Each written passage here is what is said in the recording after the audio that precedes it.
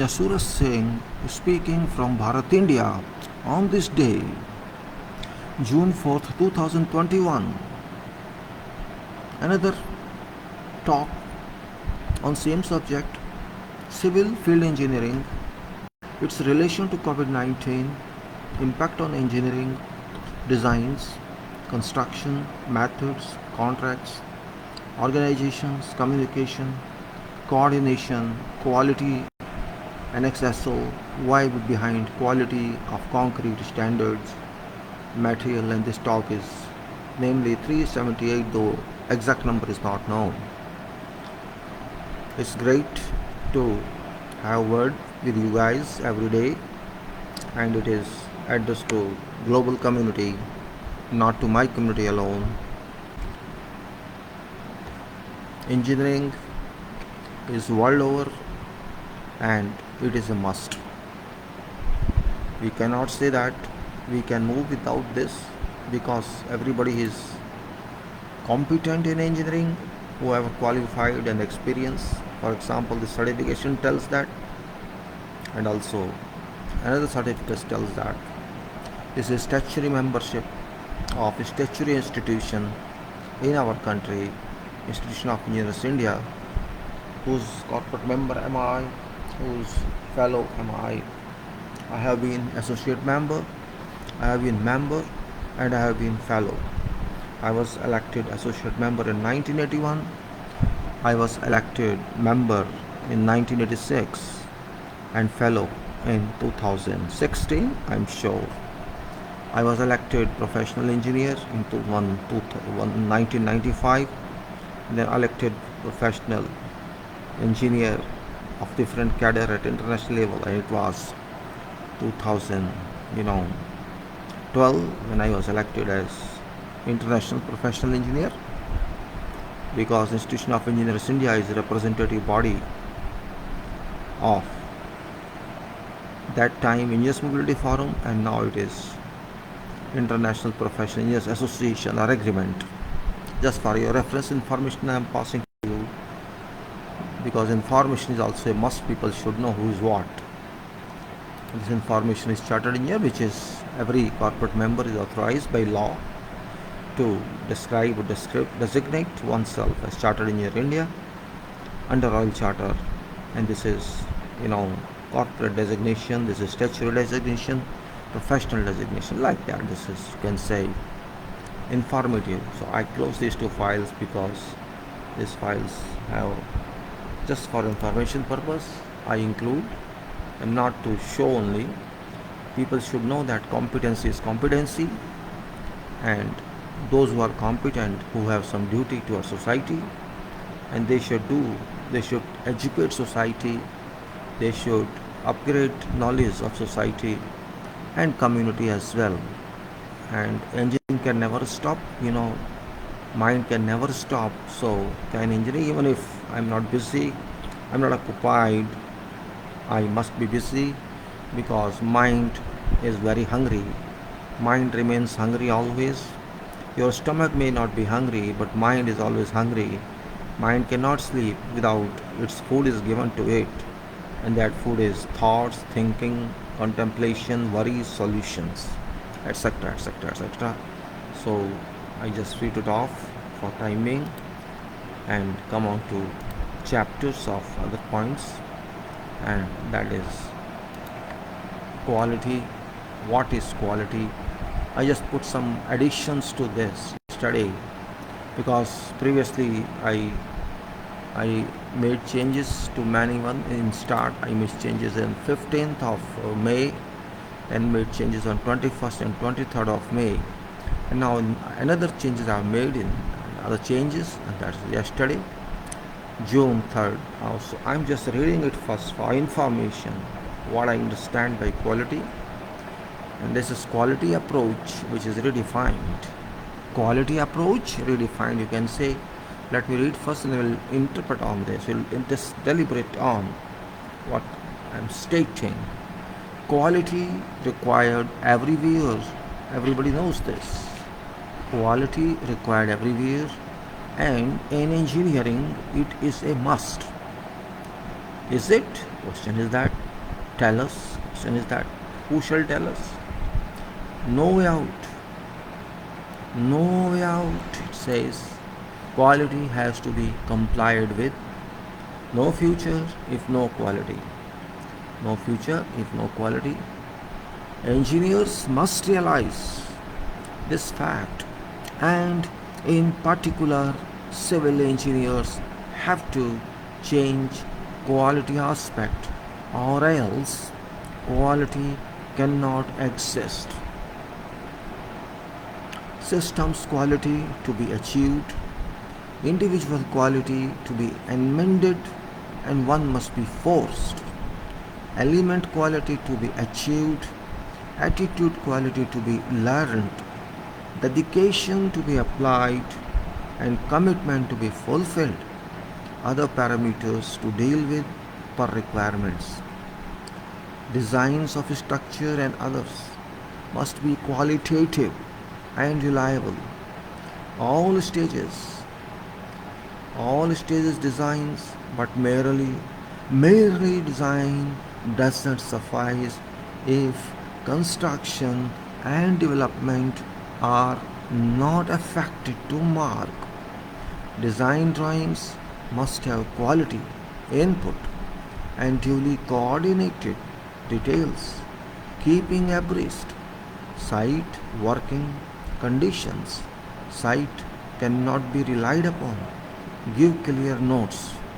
Specify properly and explicitly. Construction based on reasonable, coordinated, quality designs. All activities must be taken care of, but it does not happen. Reason, lethargy in attitude and undue strain in mind. Why should site work suffer? Because of deficiencies in designs. Construction method statement a must. Expression of details in convenient format for work. Performance and define elaborate performance, or else no work can be carried out in sequence and output suffers. Sorry, spelling is wrong. Outpost is written. Output suffers with bad standards of working. Time irrevocable. Its mark of explanation many times cannot be recovered if lost. Unchangeable within controls is cost. Invariable escalation. Invariable escalation, that is, cost is invariable. Escalation, question, explanation. Exclamation. Risks must be foreseen for resolution. Damages are not tenable and must be controlled in advance. Reliability must be defined and achieved.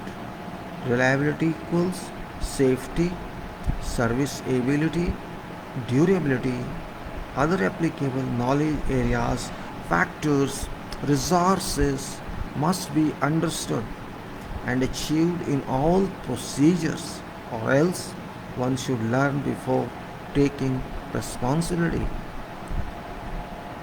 Analysis is an exclusive engineering basis and intellect tool that can penetrate into all problems and unearth required solution.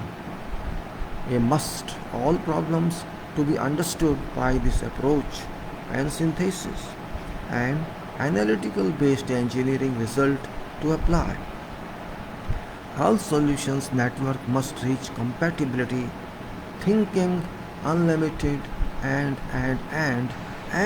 only way contemplation and must be achieved. Applications must be affected, which equal to plus engineering plus.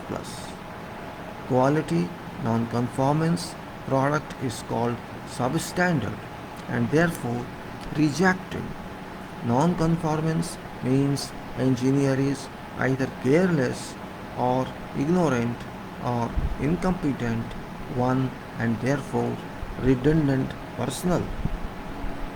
We must change to requirements to achieve intended quality standards for universal recognition.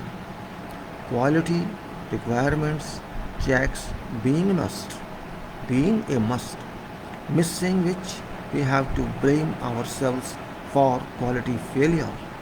Engineering means quality, application, and continuous improvement of quality. This is just a quote from my thoughts. It's not universal definition. This is what I understand it is. Quality, which is not a word alone, which is not a term alone. It is, you can say, whole life related. Involvement everywhere is only quality. Everybody likes quality, whether or not it is clearly defined. One may not understand term quality, but would say, I want this, I prefer this, I intend to get this. It's same thing as quality, but expression is different. Everybody wants to spend money to buy something good, something useful, something reliable, something repetitive, something to move longward. Even if you want to buy something at cheaper prices, you have some limit that it should be according to this arrangement. Even if you buy flour or wheat grain or your some eatables, you spend money. Even at lowest level, you can say you want to get some value in that. At least everybody expects equivalent return, if not more. This is just an ordinary way to define quality. That quality cannot be compromised.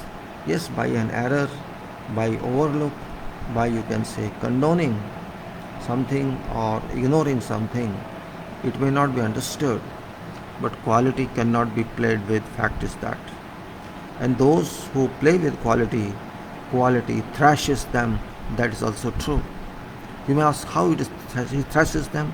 It thrashes them because maybe they enjoy some fruits of their proposals, their works that are substandard at cheaper rates, and people prefer that. But a time comes when this goes away. This is off. So quality has a must. It should be clearly explained. Every customer has to know, every person has to know what is given to that person. Once I know I expect only this from this item, this article, I won't feel regretful because I knew it. The problem comes into picture when something is secret, something is ill-defined, or data tells something and it works something else. When I say something is unknown. That's why I use word something or anything.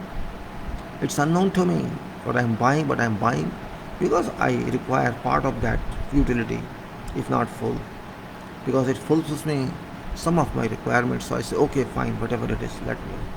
But in long run, you don't expect that. You don't accept that. Expect and accept both. Quality actually is something that you have to define. Quality is something that seller has to define, manufacturer has to define. Quality is something that what you plan to get, does it fulfill? Or whatever item you buy, whatever substance or material you buy, you know that it will give me this service. But if you don't get service, you feel upset, you feel disappointed, and you never buy that item again, or maybe throw it, or may give it back to seller, and who doesn't pay back, or if it pays back, fine, you're happy, at least I got my money back. But it really happens. So it is very important in life how to define quality. We are engineers, we are professionals, we are others, educated people. We can define it professionally, we can define it formally based on what is expected of something. That is very much true. We expect something and we must define that. And if we cannot define that, then we can say what we are, nothing. We have to understand this point. After all, what's required, what's not required is question mark. Quality has first of all a major role to play.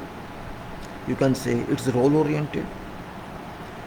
Quality has a you can say is based on design factors, means it is design based. But what's design? Because quality has a role to serve. So this means service based. This is what service we expect from or anticipate from some material, and that's based on design.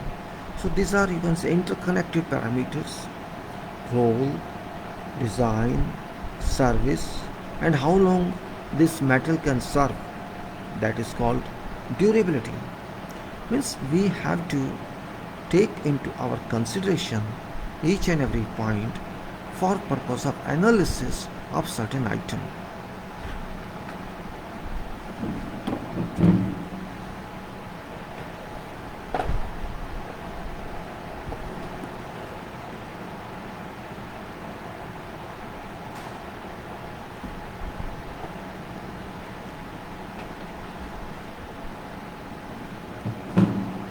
When I say analysis, it's another word for finding solution, because analysis is root of solving problem.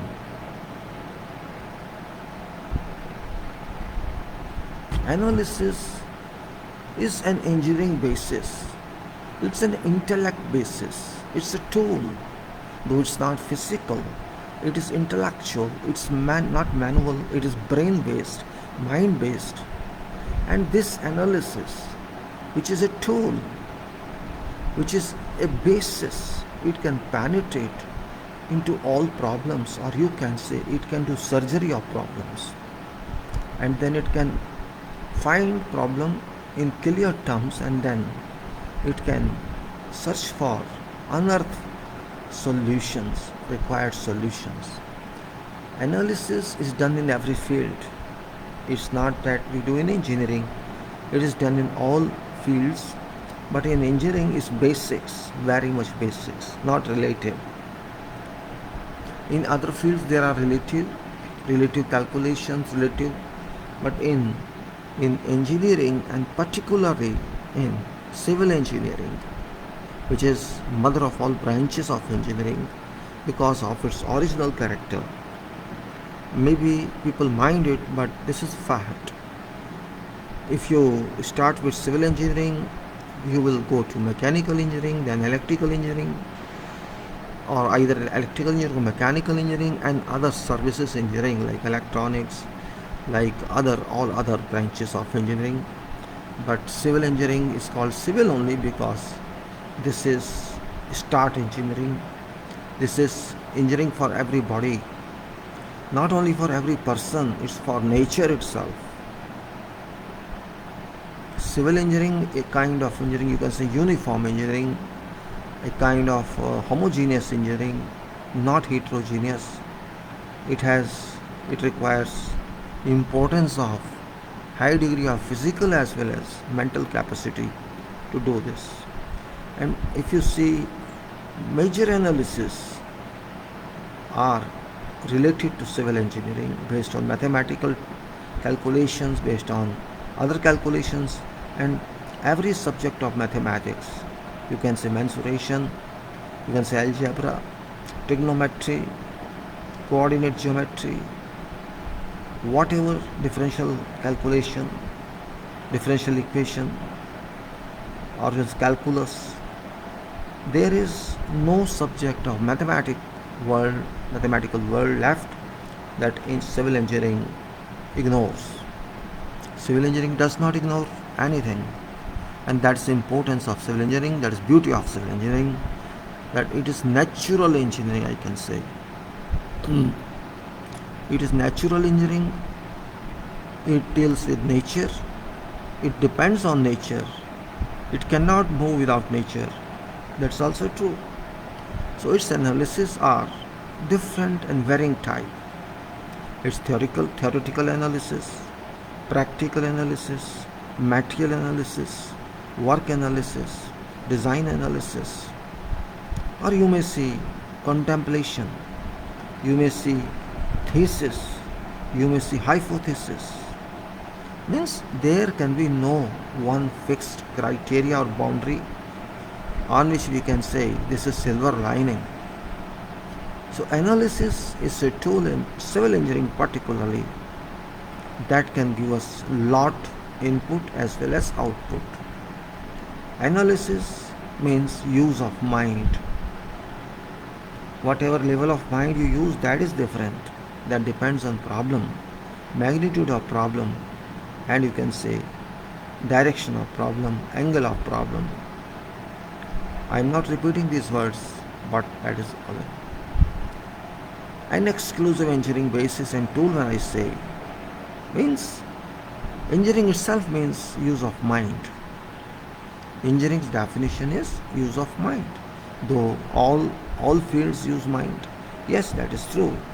All fields are engineering field, you can say. But engineer, a person who uses mind, and that mind is used exclusively for something, to produce, to develop, or to construct, or to design, using natural materials, that is very different than to work on something which is already done. Means if you do primary work using natural resources, if you use primary knowledge, if you use primary mind by thinking, that is world of civil engineering.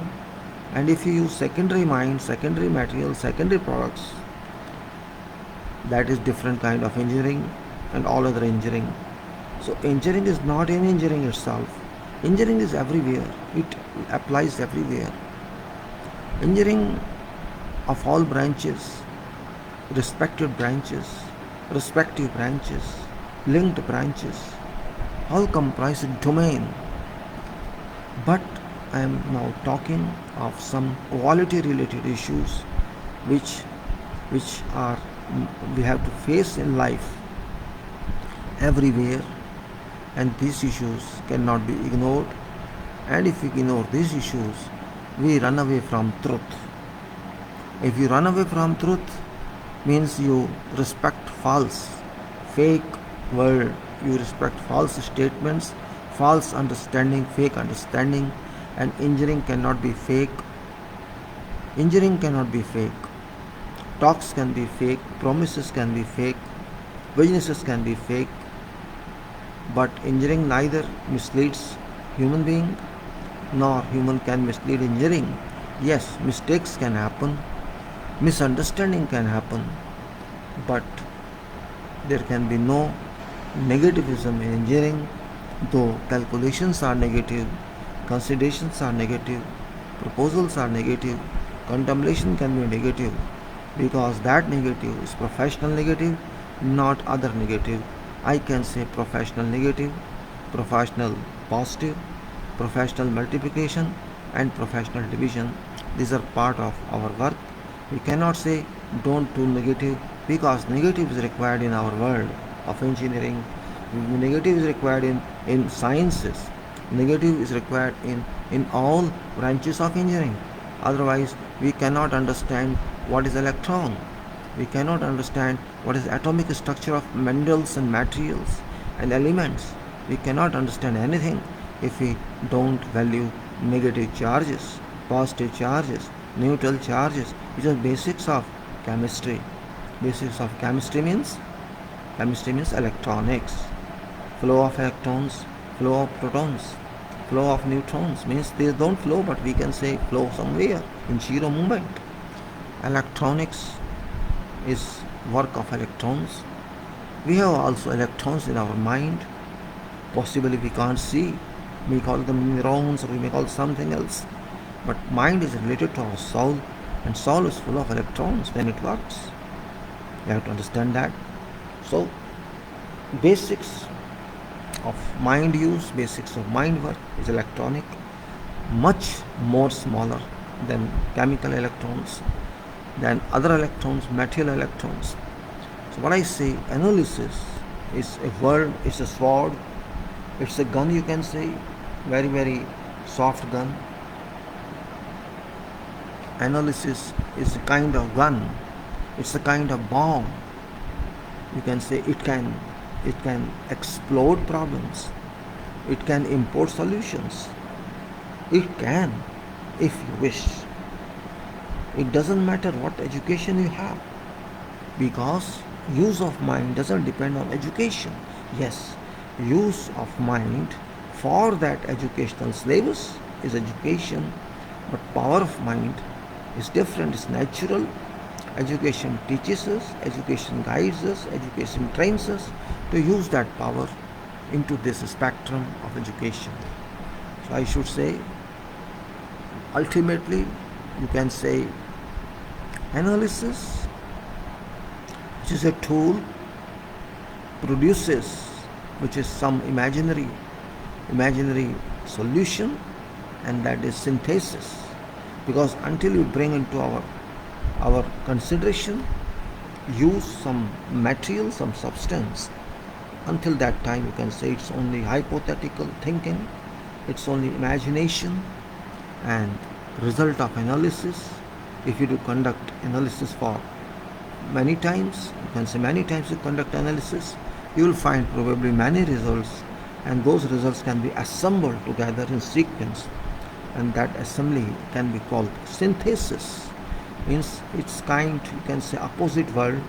If analysis is negative, you can say synthesis is positive, because synthesis integrates many solutions, and for analysis we have to break many problems to understand what these problems consisted of. And then you can say solutions appear, solutions are revealed automatically if you continue to use your mind. And then we can say yes, analysis is proportional to synthesis, and synthesis means work of analysis. So synthesis also owes its dues to analysis. Analysis can lead synthesis. Synthesis cannot. Yes, we can break synthesis into sections to analyze. So analysis of synthesis is also done for purpose of improvement, purpose of research, for purpose to know better, to have more knowledge on that material or item or subject or whatever is there in our minds. And that all process is, you can say, supported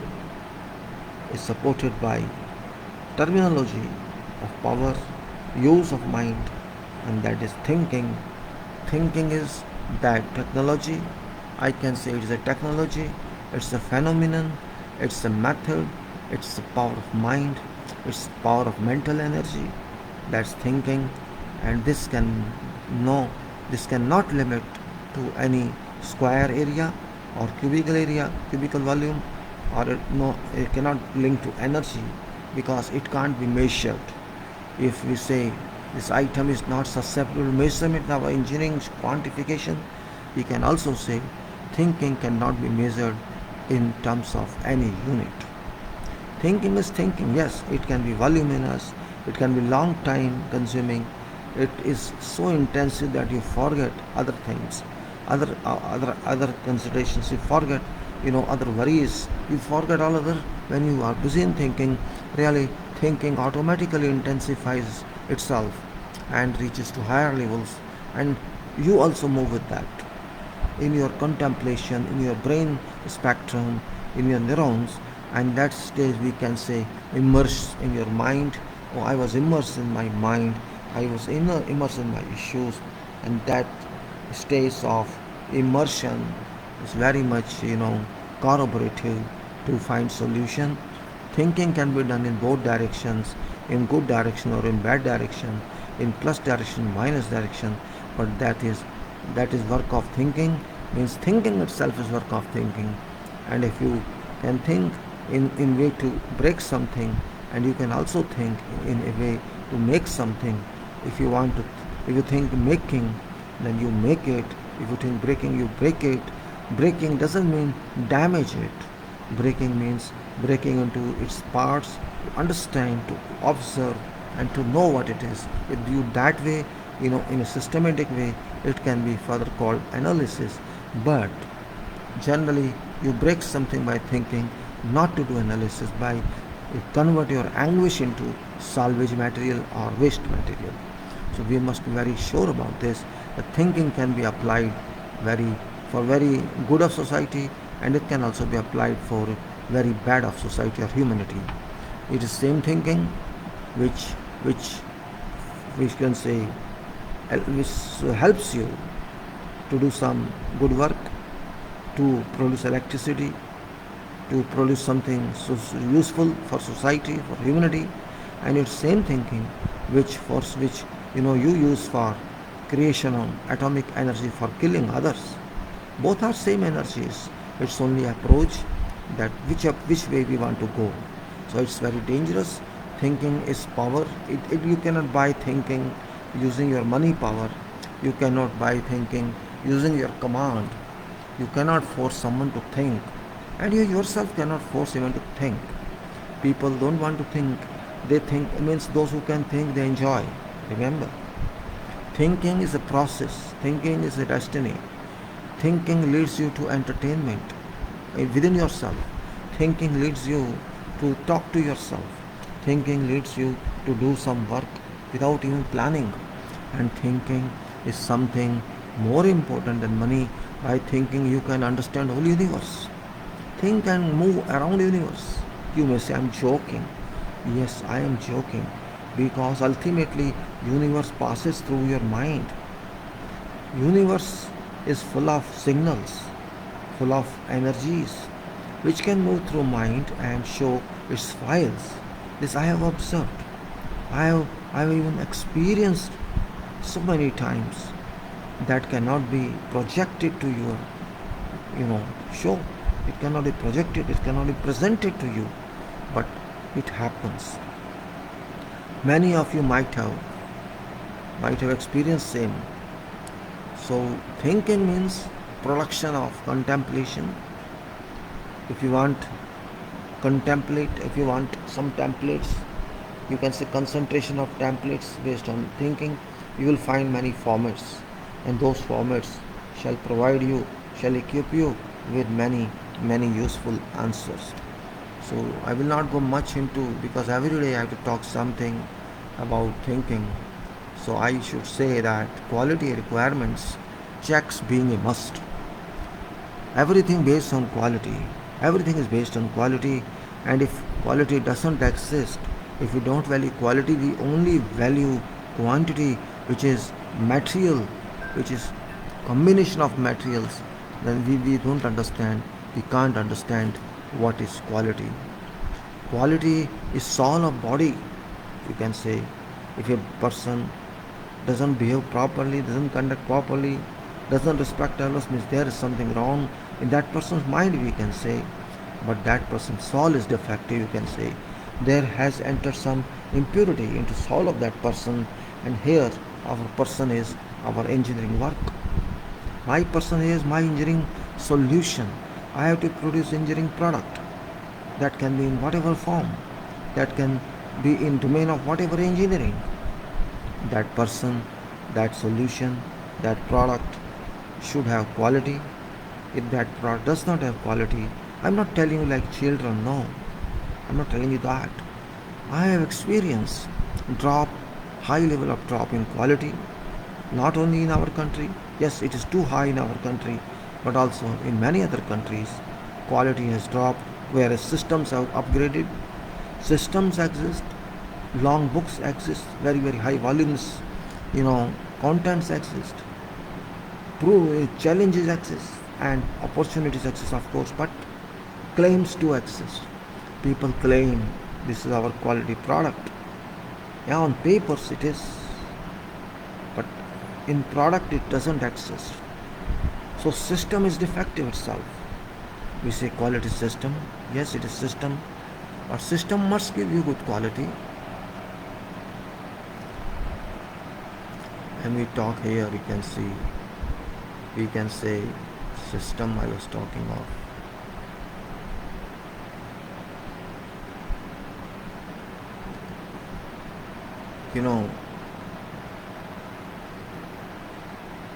it is. So I can say, when we talk of system, what does it mean? It's easy to say systems, but there should be some meaning. Systems quality to be achieved, that is important. My destination is systems quality to be achieved. Why it has not achieved? Why has it not been achieved till now? People know we are working within quality system and our products are, you can say, real products, quality products. So we have achieved it. No, you have not achieved it.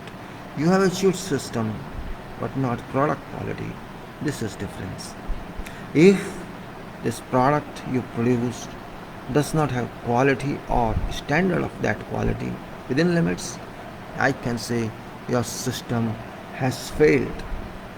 It's inoperative because there are individuals in your system who do not have quality in themselves. They require amendment or modification, and they must be forced. It's not simple that they will accept it. They must be forced. There must be lack of training. There must be lack of information. There can be any other, you can say, lost quality point in them. They do not stand to compliance to requirements, and then there can be product problem. Whatever product you are using, there can be difficulty in them. They do not comply to requirement. They do not meet requirement. But how to achieve them? And then attitude of those who are involved. They do not want to learn. If they learn, you don't apply. Attitudes is different. I know everything, don't teach me this. That attitude has gone. However, people try to learn, but they are not committed, I can say. Dedication is absent. Dedication, devotion, sincerity, whatever term you apply, to achieve commitment, that is deficient. Commitment means final objective to achieve. Here, quality is also an objective. It's a commitment, but we are not able to achieve in majority of cases. I understand quality of show business has gone up, quality of publication has gone up, quality of advertisement has gone up, quality of pump and show, what you call it, has gone up, but quality of product hasn't come up, hasn't gone up. You can see, you might have witnessed seminars, conferences, or can say webinars. You will find too much dress sense, computer use, all that. Means virtually they do everything, virtually. But on floor, or you can say in reality, that virtuality is imaginative. That virtuality is designed only to attract others, nothing else. Until you get that, you are not committed, you can say. You are not committed. There are so many other parameters we will discuss every day. Everything cannot be discussed in one time. And here is design issue. It says all stages designs, but merely design does not suffice. Designs exist in all stages, that is true. We have designs everywhere. And simply delivery of designs or doing of designs won't work. That is not sufficient, because it is design. It's not the final product. Yes, in design world it's final product, but not in physical world. And particularly in construction and development, if designs lack quality, if designs lack information transmission, you cannot achieve anything. You cannot say this is full effect, this is full effective mark, you can say. So what I state here, design drawings must have quality input. I am stressing particularly to drawings and specifications because drawings and specifications are generally same, because specifications too are drawn to meet requirement. So design drawings must have quality input and duly coordinated details, keeping abreast site working conditions, or if not site, shop working conditions, workshop conditions, or you can say operative conditions. Site cannot be relied upon. Give clear notes, specify properly and explicitly. This is caliber of, this is potential of writer, author, engineer, specifier, drawer. How best can it be given? It's test for everybody. So what we say, engineers must realize this fact, and in particular civil engineers have to change quality aspect, or else quality cannot exist. So also quality required everywhere, and in engineering it is a must. Is it? That is question. And tell us. Who has to tell us? People have to tell us, users have to tell us. Those who have experienced bad or good quality, they have to tell us. Tell us means tell engineers. No way out. Quality has to be complied with, and it applies to whole world. No future if no quality. You can see now what happens in COVID issues. COVID may say that it's not engineering issue, but I say it is engineering issue because it relates to human being everywhere, all over. It has changed entire scenario in world of medical and world of health, in world of safety. We have lost millions. We have infected millions. This has happened. What else you say? There was no quality and product all over world, and that's why humanity has suffered. I'll take it separately in explanation because I can't mix up engineering with COVID, because COVID is related to engineering indirectly, not directly, because we have many restrictions due to COVID, and those restrictions would impact on engineering construction, engineering works. Of course, not design works, but design works may be affected when there's a durability of COVID-19. I can say COVID-19 may be durable. It has yet come, not fully come. It has to work, not fully worked. It hasn't worked fully. It would work. So this is what about, I can say, brief explanation of quality. And quality is quality. We cannot say that we have done everything. Not at all. So I can say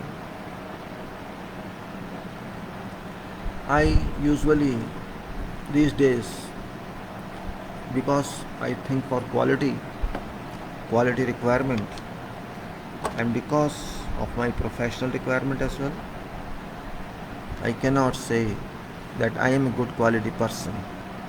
Maybe people think so, but I don't name myself having quality because I don't have that level quality which I dream. I don't have. And I also find that quality is not achieved. It has not been achieved since these quality systems came into being. These systems may be ISO standardization organization system, it may be Sigma or whatever else you think. There are so many. I'm not going to name them. But these systems must have produced standardization. They have standardization theory, but this results to this product. This results should be working. I don't understand why it's not reaching. And also, I don't understand what our institutions of education have been teaching to engineering students. I am specifically talking of engineering because it is only engineering that can change scenario.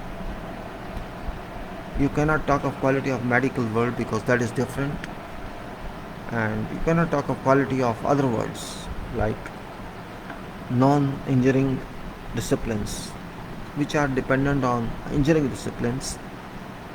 If there is no engineering, there is no medical, well, I think all would suffer. Others are related to these. If there is no engineering, there can be no industrialization, there can be no factory. If there is no medical, there can be health issue, people would die. So other life parts depend on basics of these professions, engineering and health, which are number one, location, located at top. All others are secondary. It may be,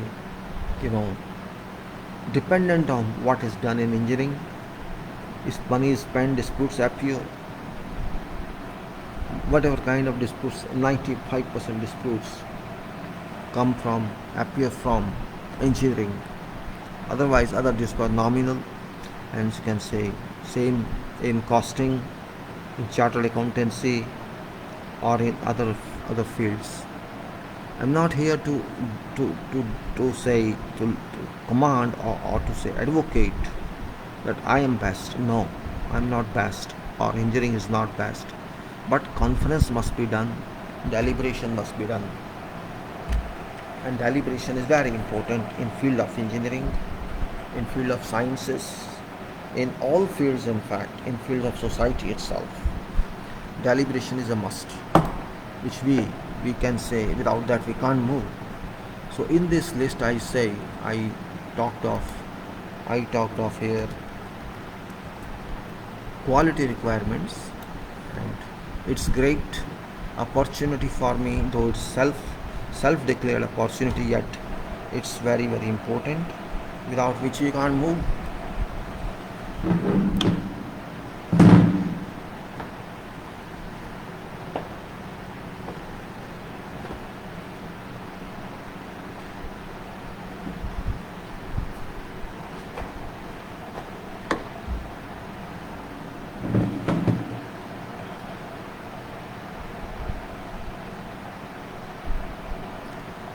In this list, I try to share project and share with my colleagues and public also certain construction items, activities, you can say, if not items, certain construction activities which are very, very small part of our profession.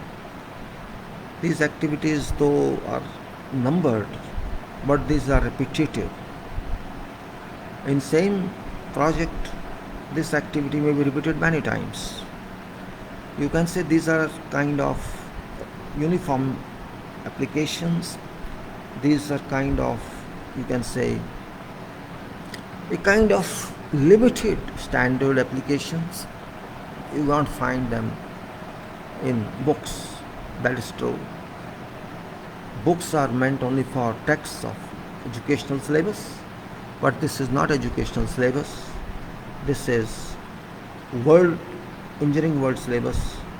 This is construction world syllabus, or you can say unknown syllabus, based on experience, based on real working. And we have to consider that point in its excellence, in its outstanding consideration, in its outstanding role. I don't claim that my work is outstanding, not at all. But it is related to that. There will be so many engineers and others who would speak on this, who may not, consider, but think on this for much improvement. So I see that this is requirement of quality, and there are some basis for that.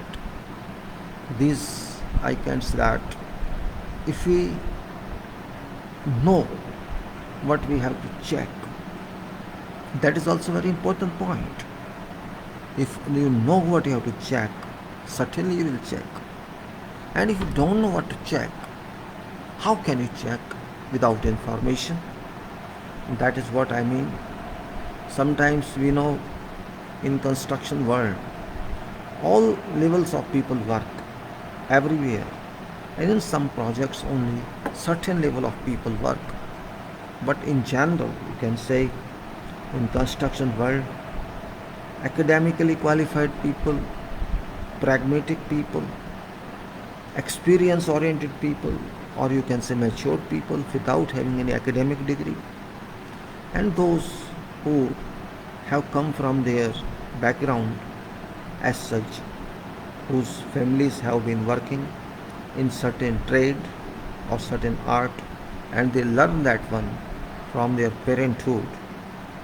Practical work, you can say they repeat that, and to some limits you can say that they are experts, they are professionals for doing work.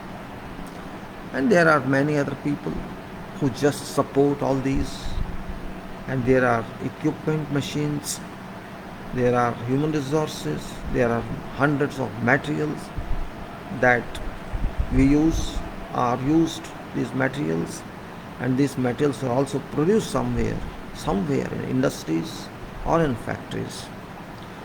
So we can say construction engineering is a combination of varying world, varying materials, varying human resources, varying professionals, or varying inputs, varying specifications, varying designs.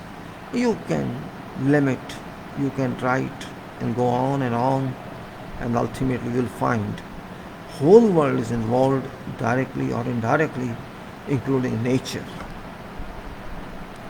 If you are going to use say 100 products in construction, what does it mean?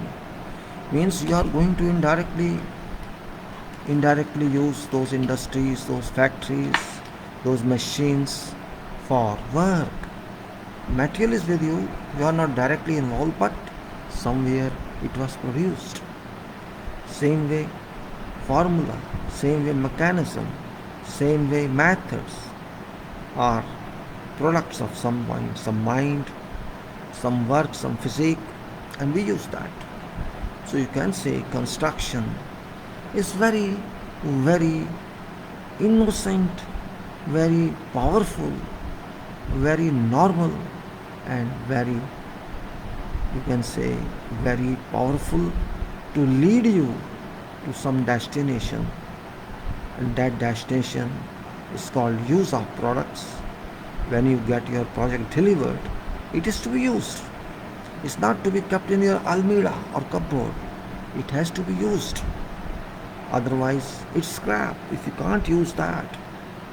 So it means there is certain definite requirement, goal of your work, and that is project delivered, and term project is removed from that work, and it becomes absolutely operative item. So this checklist is that how to make it, how to contribute to make, to convert project into operative. You got my point. When I talk of construction, I talk of activities, I talk of items, and so much, so forth. But when I talk of handing over, I talk of completion, I talk of delivery, then I say I withdraw myself from that, because project is over and I am not maintenance person. I am a person like, manufacturer, or you can say producer. So I can't give another, I'm a deliverer only. I am a, you can say, person like working in open and deliver something. Those people who receive it, they may be called customer or owner or whatever you say. Name doesn't matter, title doesn't matter. So this list is checklist. Generally everybody has to know, everybody who works in this field has to know, must know what is requirement of this checking, what you have to check, what you know, what you can imagine, and how best you can fulfill your inspection requirement or others' inspections requirement, and that checklist is basis of inspection on work, not only inspection, before inspection work. Inspection cannot be done 100%, it cannot be done full time, it can be done only in pieces, in test check style, that maybe 20% items we check, or maybe if some item is worked for say 24 hours, it is produced in 24 hours, you just check for half an hour or 15 minutes or 10 minutes and approve that. So inspection is limited to very few percentages of work involvement hours, and that's point we can say. Checklist has to be very well understood. It contributes to work, it contributes to production. It's that basics.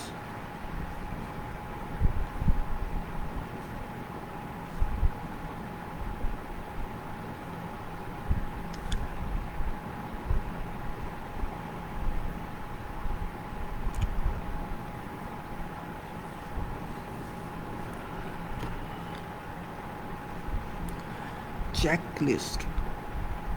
Checklist is a quality item. Checklist is construction item. Checklist is an assignment item. Checklist is item in design. Checklist is item in purchase. Checklist is item with quantification. Checklist is item in planning. Tell me we are not. Say you are a professional, you want to work everywhere, or you have worked. Maybe formally you did not make any checklist, but you check certain points everywhere. Say you start with something, a procurement, you have to procure something, you have to procure some item. For that purpose, you invite proposals. You invite proposals in forms of quotations, in form of tenders, bids. You think on that. You may say there's a format, I would just send that. Yes, format is there, but who designed that format? Somebody. Based on what is expected, you design your format. In that format, when you send to someone for official invitation of quotation or tender or whatever, you have to write some information, some condition. What you have to write? You have to understand that, and that is checklist. I have to check these points first, and relevant points I have to put in that invitation letter, and then you have to attach related to the points certain documents, requirements, your points, legal points, contractual points, tender points, technical points. Means you have to attach certain drawings, you have to attach certain specification documents, you have to attain certain specific contractual conditions. Means only then, and you may have to attach certain quantity also, quantified list. All those are checkpoints. You can't blindly send that. If you send blindly, you will not get any response, because other party would think there's no one specifically professional in this regard, so there's no meaning of sending that.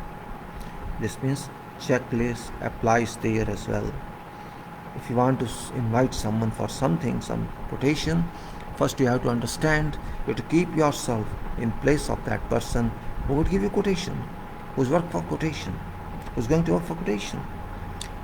Then you have to sit in that place, imaginarily, and think of what is requirement, and then you fulfill that requirement of documents, or you can say presentation to that party who is going to quote for you. So that is checklist of quotation, checklist of procurement, and after that follow up, you'll find so much work in that.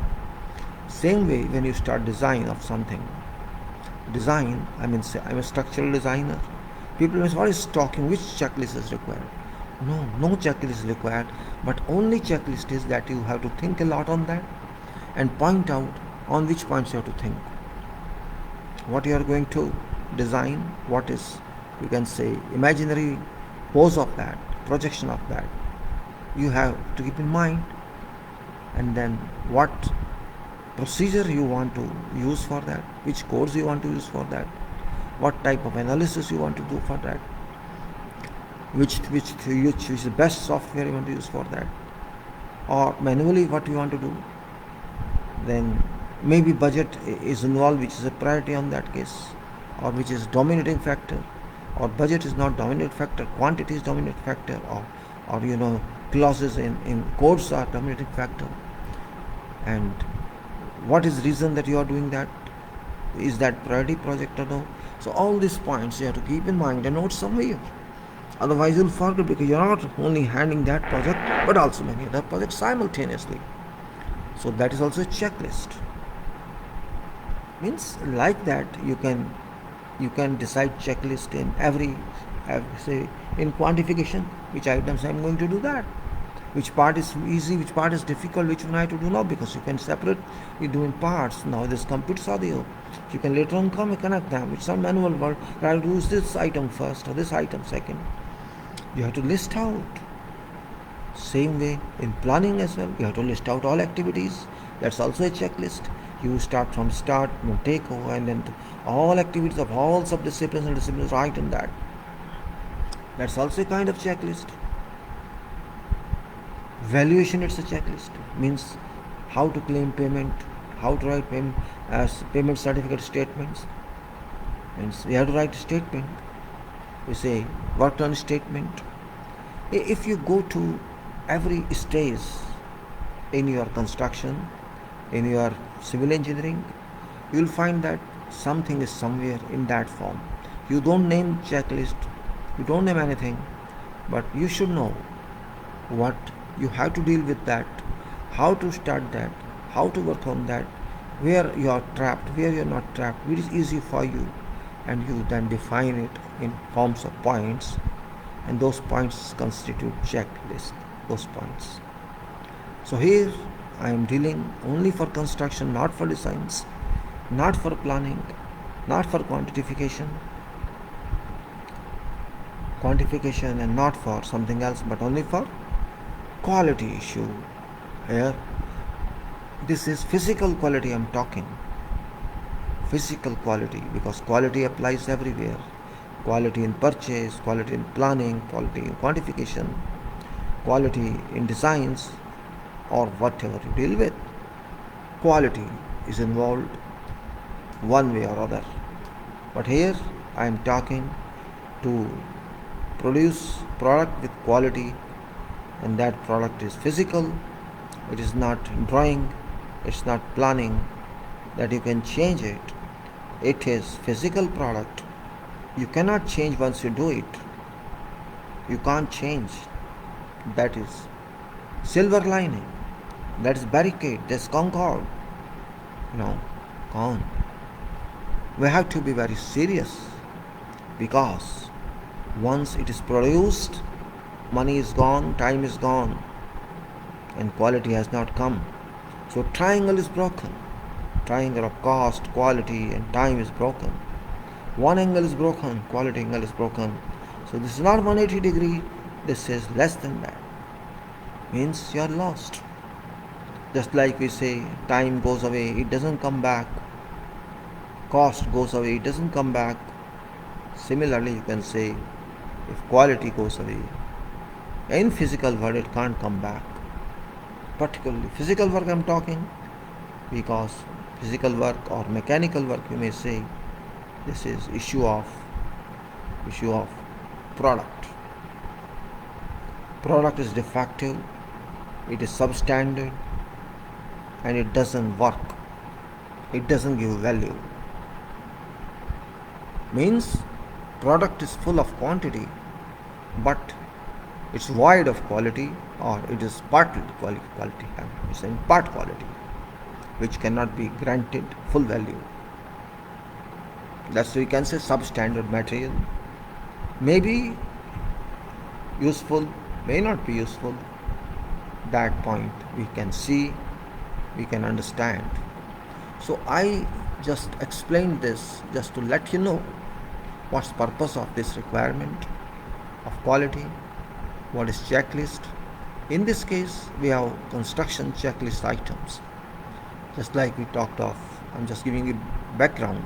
We talked of setting out an excavation, and we talked of here hand excavations. Then we talked of here formation.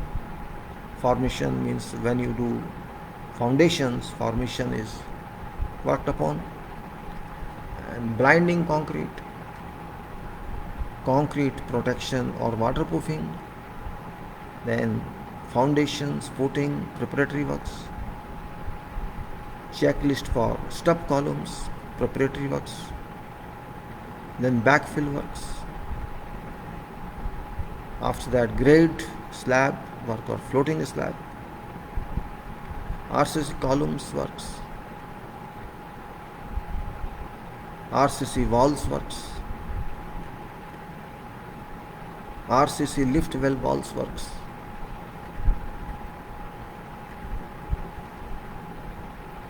RCC longitudinal staircase works, and then you can say RCC suspended slabs works.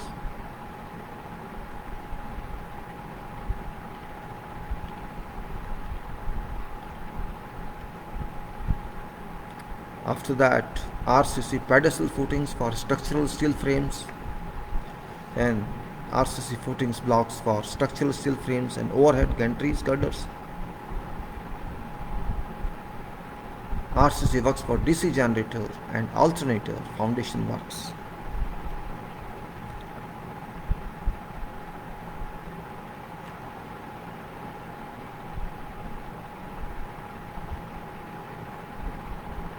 This was our last item, and also there was item of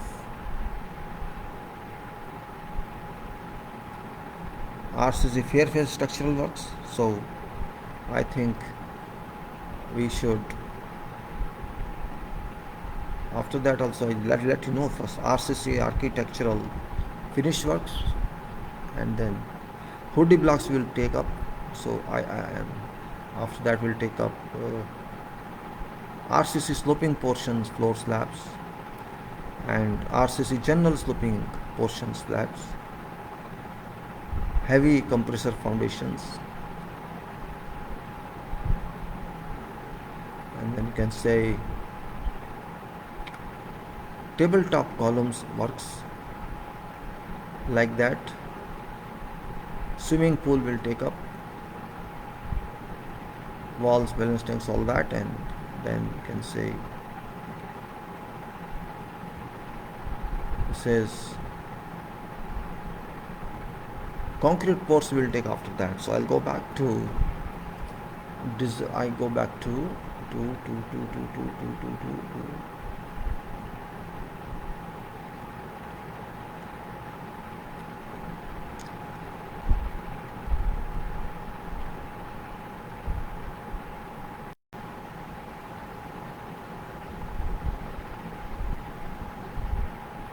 I just go to repeat this.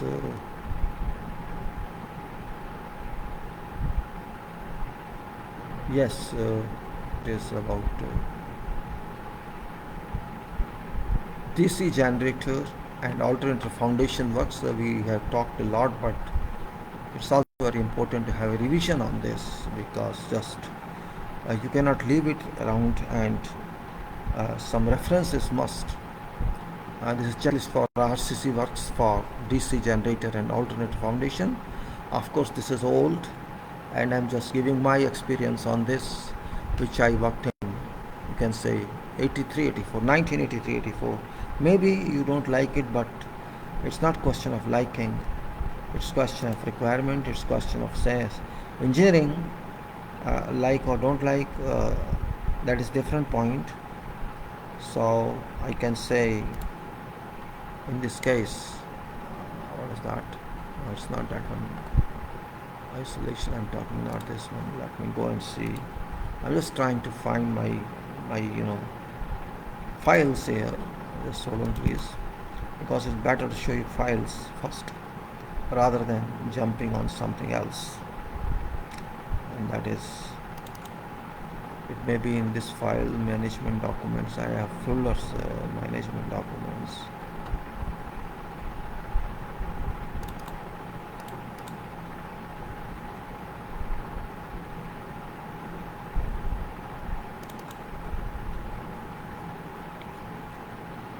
Vibration isolated foundation samples application by billets. No, I'm not talking of this. I'm talking of tabletop sketch. No, not that. Tabletop, no, not that as well. Where's that?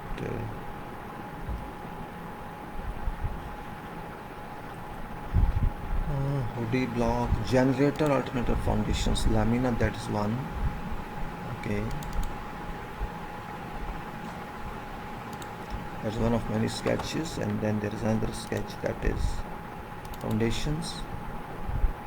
These are two. So yes, these are two mainly for this.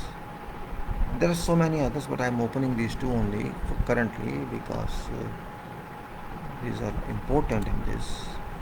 I'll just take, I have put on the website also.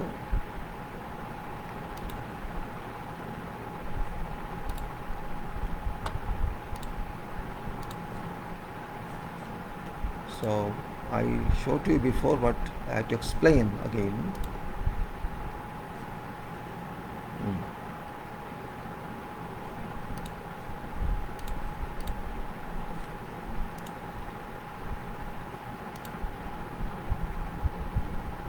Oh, sorry, gone way otherwise.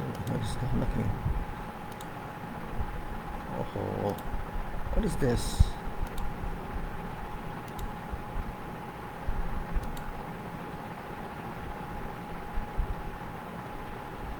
I think I'll take.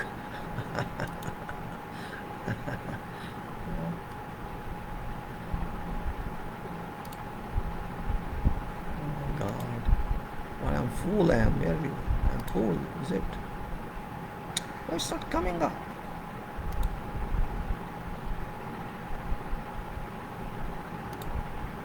Oh my God, I'm in early morning, I'm sleeping, I think.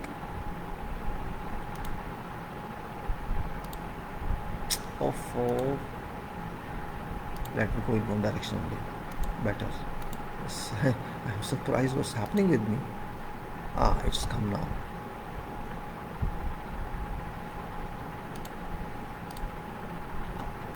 Now you have two sketches here. Major sketches here. You have two major sketches. And that's one. And what it says, let us see now.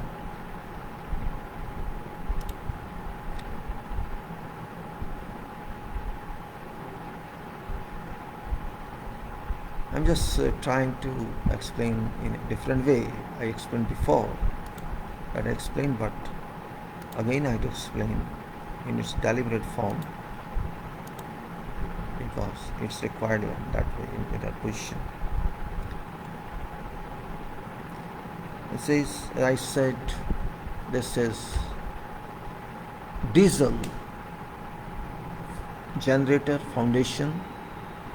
This is diesel generator and AC alternator foundation, and say alternator, diesel generator and alternator are combined on this foundation.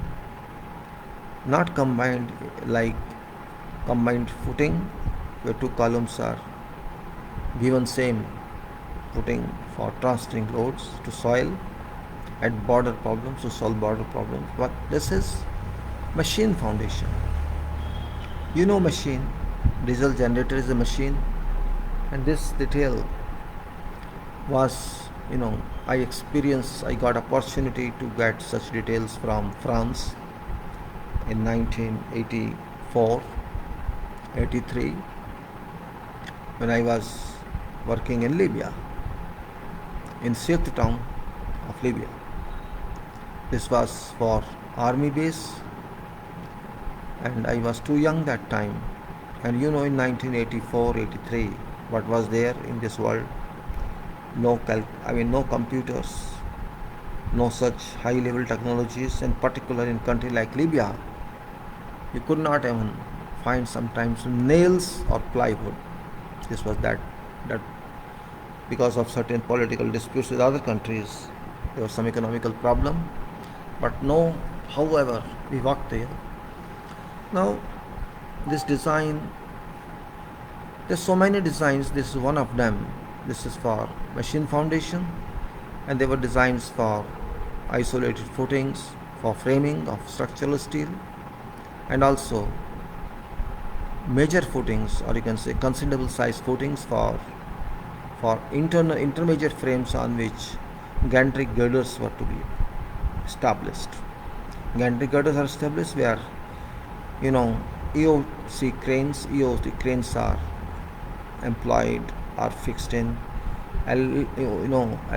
Electrical operated cranes work in those areas in sheds for purpose of handling of materials, lifting of materials, transferring of material on same gantry to other location. It happened. That's called gantry girder and EOT. And gantry girder transfer its loads to foundation through its structural framing columns.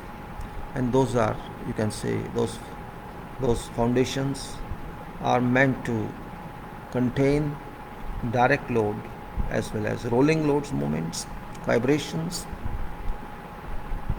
This was one part of that digital power station.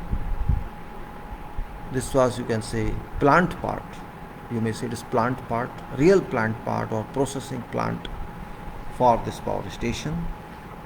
There were also outside of that shed or that process area certain radiators in between fuel oil tank storage and this process area. There was one component of fuel oil storage tank on some raft and surrounded by retaining walls or containment walls, you may say. If there is a kind of surge from that oil tank, that material goes to in that surrounding area. And also some radiators outside and some small fuel oil tank towers, and like that connecting services. These were the use. So more specific to understand is this diesel generator, and the other items are normally not that important. Of this, most time consuming was the storage tank foundations, which was raft, and this because tanks were circular, so bases were circular, walls were, you can say, surrounding all sides. So I'm now going to concentrate on this machine foundation. I've not given any specific sizes, just indication of procedure, indication of work I'm giving.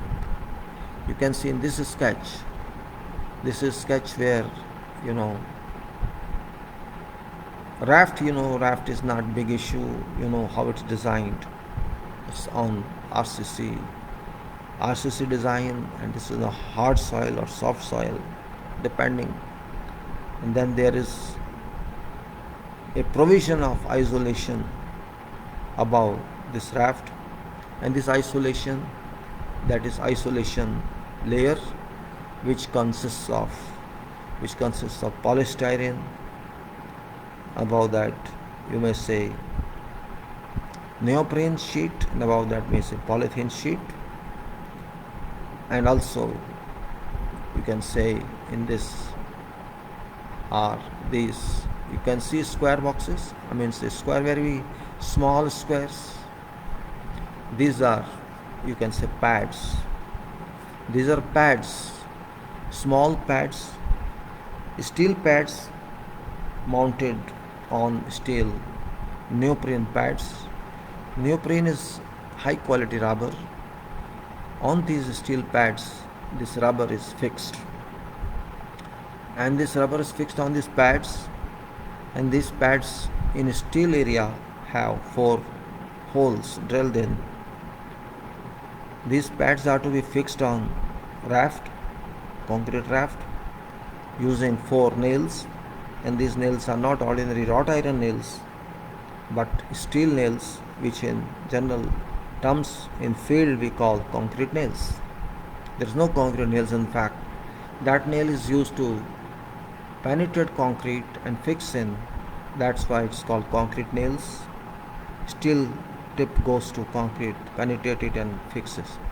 So these pads, these steel plates and pads were delivered together. These were to be fixed on locations of locations per drawing details on this, and these pads were fixed.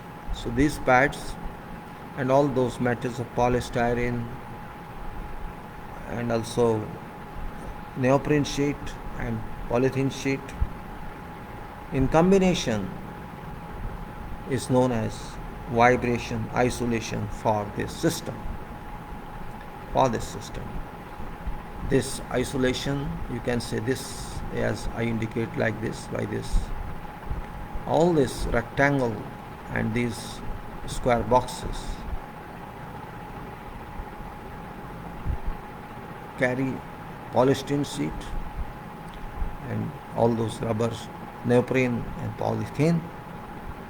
This is combination, this layer, 3 layers and these plates in combination constitute vibration isolation, which means vibration that has to come, that is to be received from machine, that is diesel generator, is digested, is to some extent contained by this isolation mechanism. Isolation is what? Isolation of vibratory equipment working with stationary foundation. Means foundation, that is RCC raft, should not get adverse impact from these vibrations. So this is vibration. I means we have to remove vibratory impact to be transferred to foundation below. There are 2 foundations in this case for this machine. One is raft and raft. This is raft down, this is raft. You can say all raft and this column, which is alternator foundation, thick column. And here is system, as I said. This is frame. I am going to explain to you in this form. This is frame. It's not very big frame. It's just small frame, of course, of wider area. Area is considerable, and this frame is important. Meanwhile, I'll be back in a couple of minutes, and you can. I'm just going for 10 minutes, please hold on. And meanwhile, you can just see these sketches yourself, because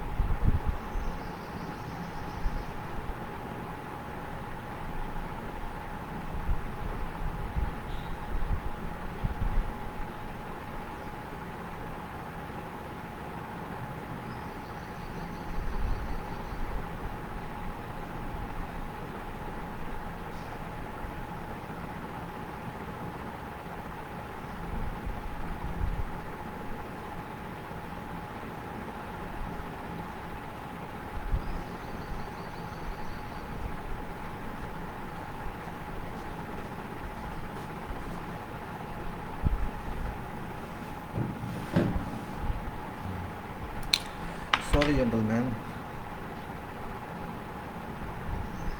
I was upstairs, so I was talking about, you know, this foundation. As you see, as I said, this isolation system explained to you. Now, I'm not going to give technical parameters of this, design parameters of that, because I don't have information on that, but I'm just giving you at that time what was done. And parameters can be taken out from literature, from books. What is value of neoprene resistance? What is value of, you can say, polystyrene, heat unit, thermal properties of polystyrene, and you can say insulation, sound insulation, vibration insulation policy of or values of polystyrene, that is given in many units. Also of these rubber or neoprene sheet, and what is function of this framing that I'm going to discuss. This framing, which is composed of angles, rolled steel angles, mild steel, though it was the time, maybe this can be different now, but at that time we used mild steel angles, steel frame, and this composed of angles and lamina. Lamina, that is in France, it is plate, actually sheet, nothing else. So this lamina, this is lamina, you can say, this is lamina, and this is mild steel angles framing on this. This is just typically indicatively shown. Exactly, I don't remember how many were there now, but no problem. That's a design issue.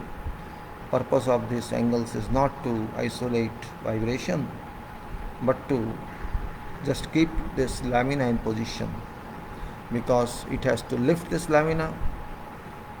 Purpose of this is lift this lamina in a piece without bending, and to put on that vibration material, vibration layers, as I explained.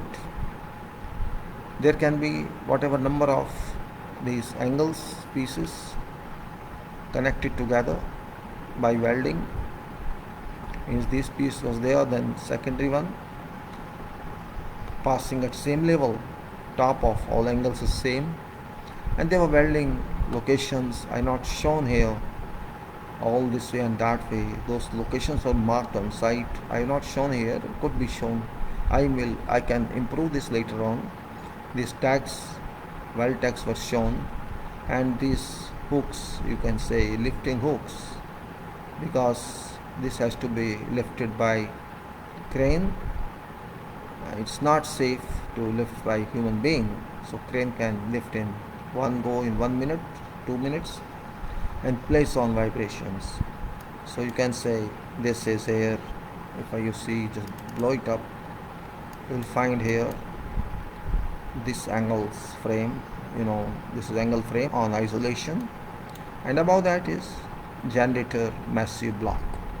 This means concrete of massive block must go into top space of this frame, and you cannot see these angles later on.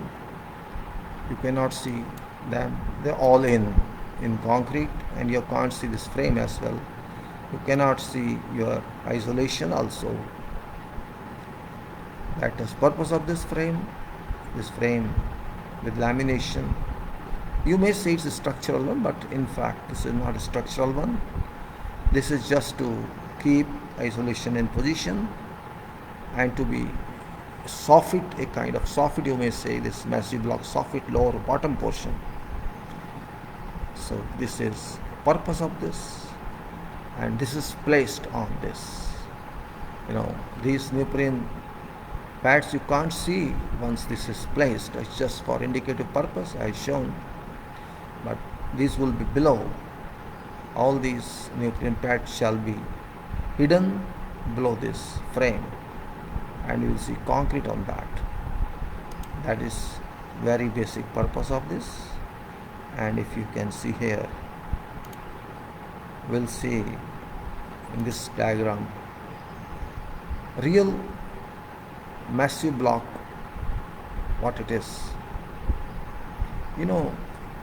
Massive block we call it because this is quantity wise big one, this is size wise big one. In engineering construction, in field of engineering, there are generally three types of major concretes. One is ordinary section, we usually call them thin section, for example ordinary beams, ordinary columns, ordinary slabs, we call them thin section.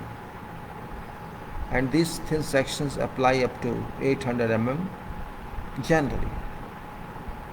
We are normal sections, we can call them, just like we say slender column, short column, long column, we call them in columns. Same way we say thin sections and thick sections. There's a category of thin section, there's a category of thick section or thick element, and there's a category of massive element. Now I'm talking of two types of elements here. One is this alternator pad or alternator column, you can say. It may be called pad, means it's not exactly that column talk of. Probably its dimension were 1.5 meter and height was 3 to 4 meters, so 3 meters.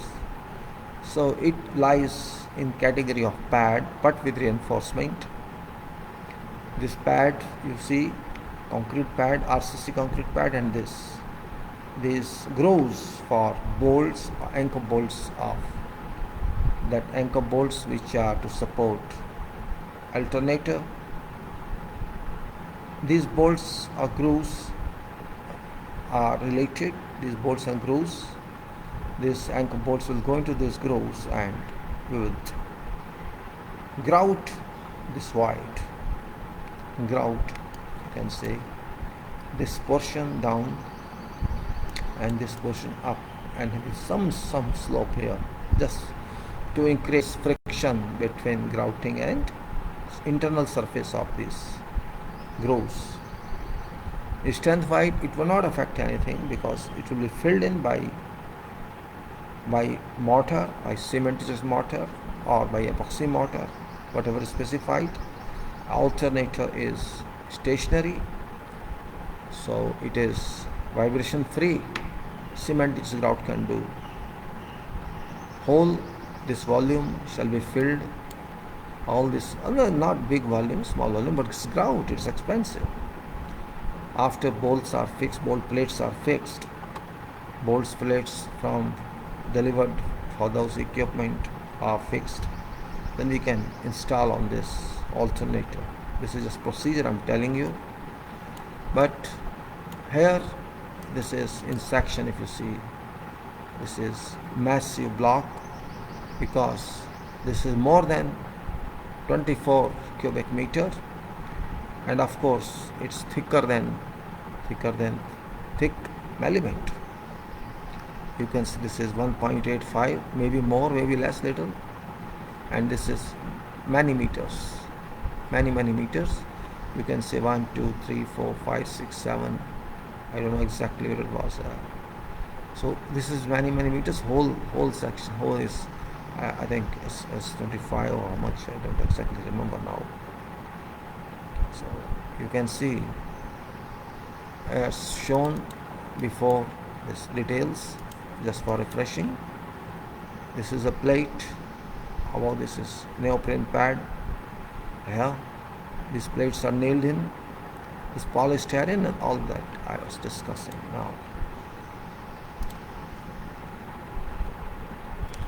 What is that? Now these grooves, as same here also, these grooves as usual for bolts of generator plate, and again we have to grout with epoxy mortar because this is vibrating. Now these grooves are there, means we have to take out shutters also. Of course this is not fair face inside, it's just ordinary plank put in, or if we have some other permanent steel shutters, you can leave there also, but that is expensive then, because you have to spend money on fabrication. But here planks we can put in take out, and you can, these are of course no use because these will break when we take out in this narrow wide. That's different aspect. No, what's main important is design of this foundation and its working. So there are four elements then. One is raft, one is alternator, one is isolation, and then this structure, massive block. You have gone through machine requirements, machine foundation requirements, that this should be massive block. In case, I'm not saying exactly, it can be some other design also, spring oriented or some other frame design.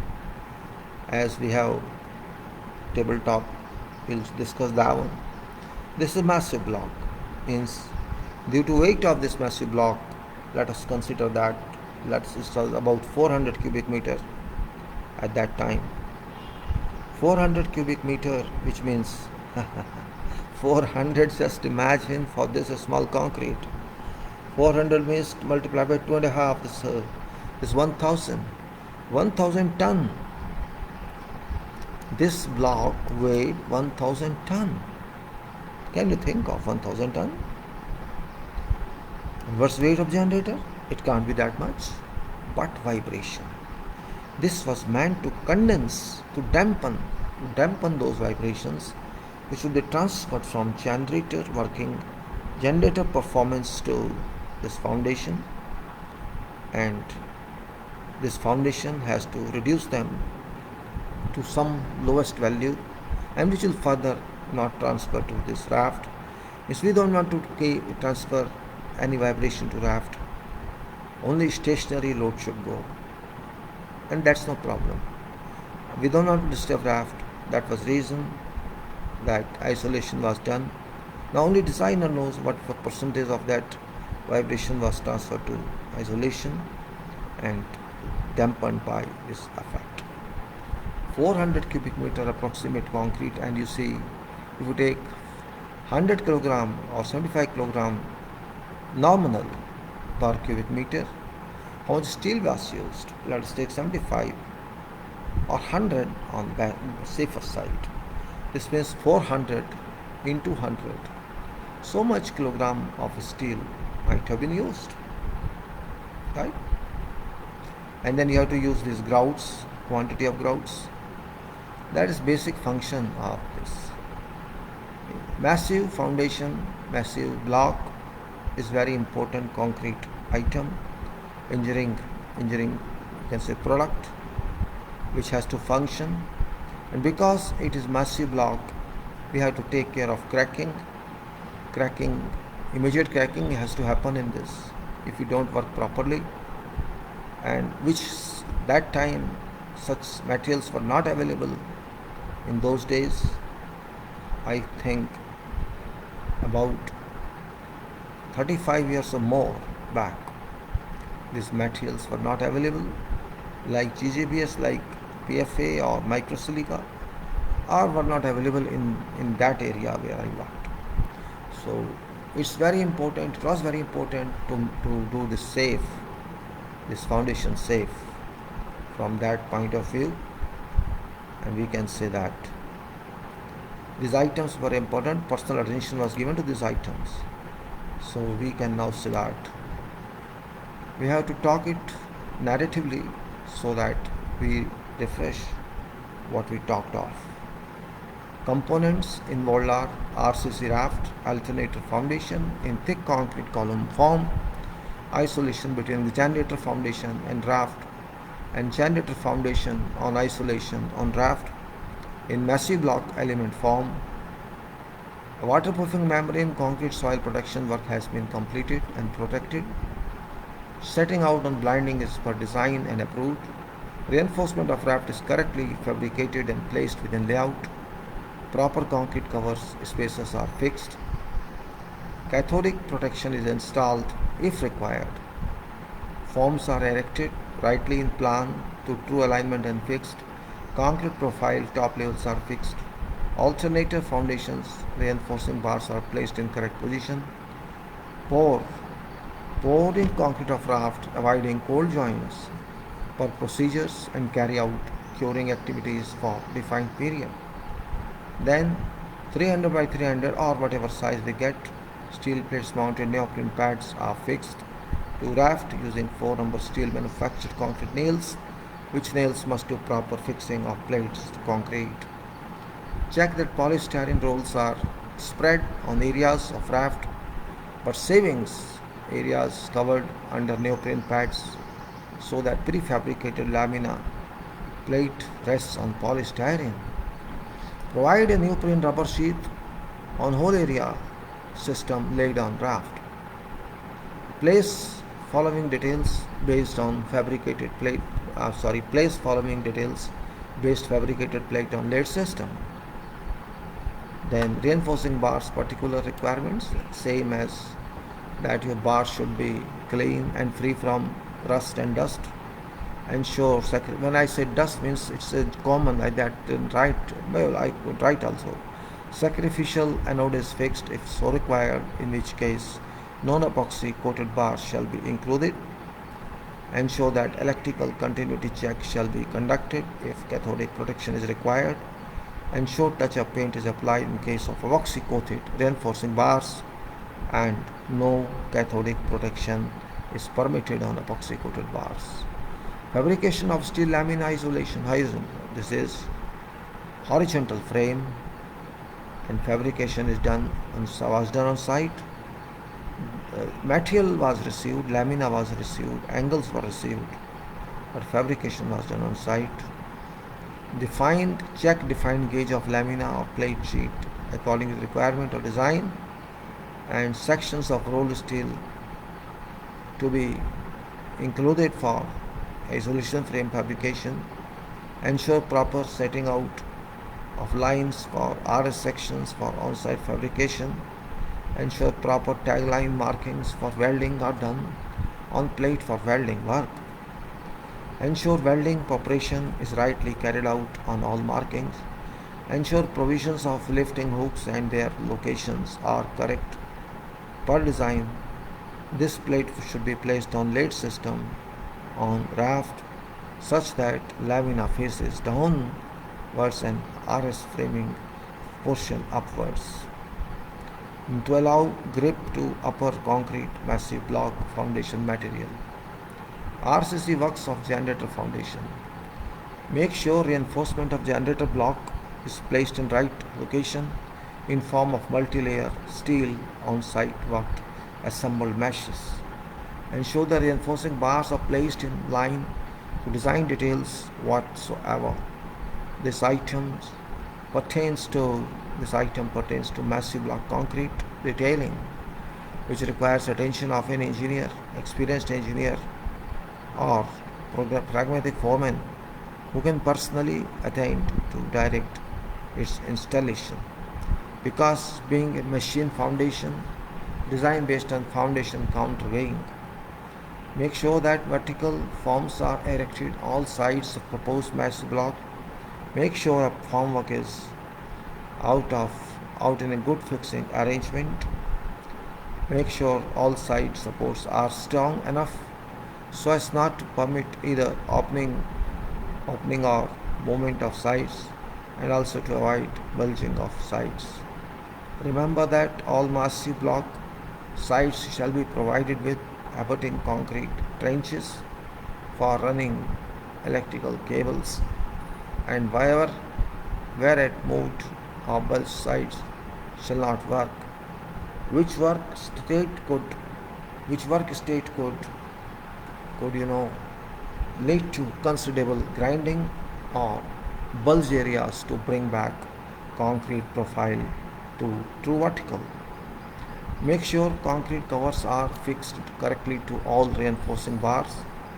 Check top alignment and plumbs so that formwork plan meets to requirement at bottom as well as top profiles, and for sure in middle location.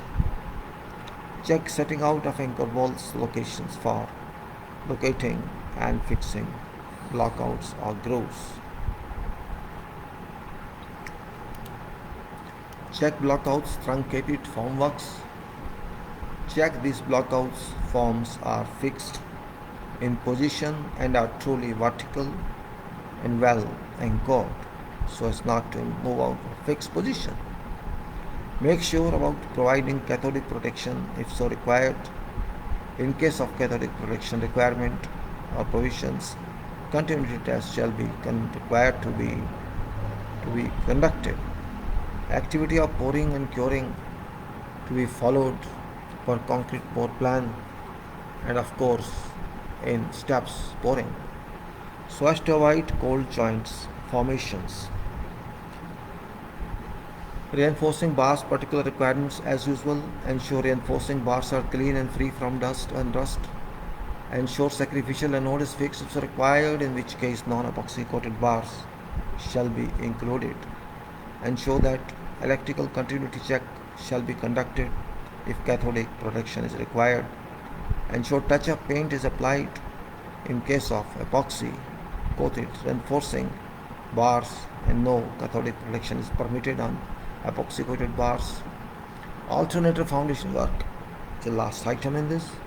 Following described, all operations are required for thick column with additions of provision of pockets or grooves for blockouts.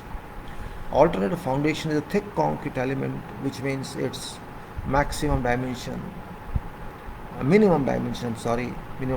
in plan is at least 800 mm, and height could be 2 to 3 meters depending on designs. Steel vertical reinforcing bars were fixed at time of raft RCC work. At this stage, horizontal reinforcing stirrups as well as all other bars are to be placed in or installed. Formwork plates that must have been fabricated in yards are required to be brought to location and erected post steel enforcement approval. Once the steel is approved, you can erect it. Formwork of grooves must also be made available for installation. All sides of alternator foundation formwork shall be erected and fixed properly so as no side opens at time of concrete pour. All formwork checks to ensure position and verticality shall be conducted. Remember, the cable trench shall pass adjacent to sides of alternator foundation concrete, which means vertical and side accuracy is required as it is required for massive block. Level line of concrete top shall be fixed on formwork insides. Grooves formwork shall be fixed and well anchored so that no movement occurs during concrete pouring. Approval shall be obtained for formwork for purpose of concrete pour.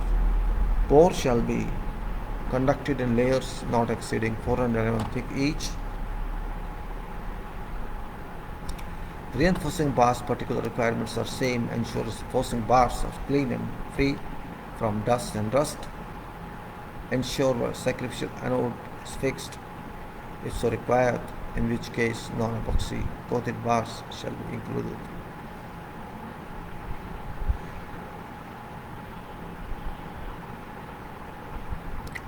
Ensure that electrical continuity test check shall be conducted if cathodic protection is required. Ensure touch-up paint is applied in case of epoxy coated reinforcing bars, and no cathodic protection is permitted on epoxy coated bars. Now we go to checklist for RCC fair phase structural work.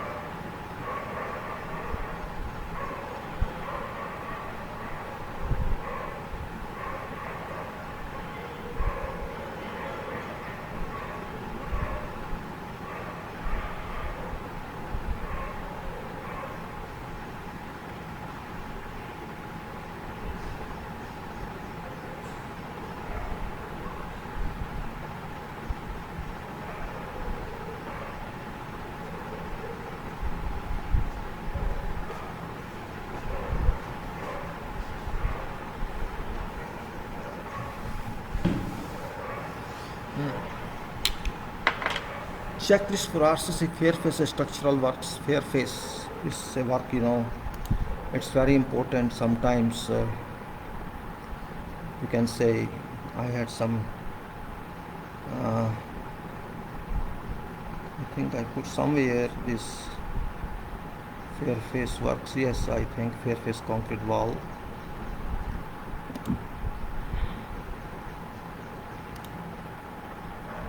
This is one of that. Let me see. It's one of that, and also here condition fair face. There was some in this. I had some design anchor, how it blocks tabletop, vibration isolation. This is form work I'm showing to you, and also restoration conditions, and that is here. So that's something else. I'm not interested in this. Let me see where this maybe not sketch. Okay, in this let me see photos. Fair face.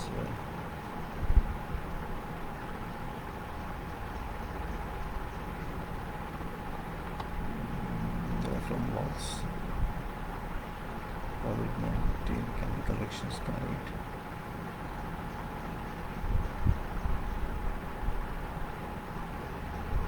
Fair face concrete expertise partial.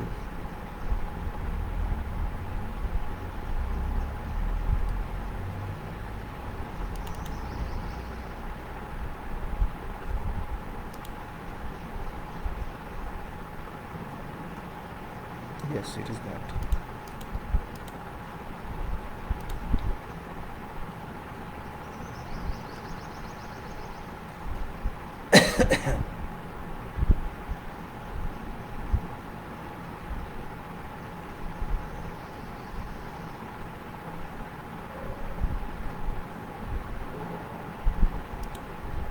So I put up this generator, and I put up generator as well. So this is sketch of fair face. You can see what is fair face. It's really very difficult, in fact. Fair face, though I'm talking of fair face structural works. This is item fair face structural works, and also this is another item here, architectural finish works, etc. So I'm just talking fair face, which is very much expensive work in structural engineering. It's not that easy as we think. It's time consuming, it's cost consuming.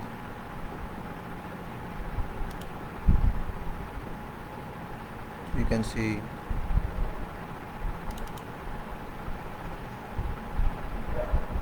also this.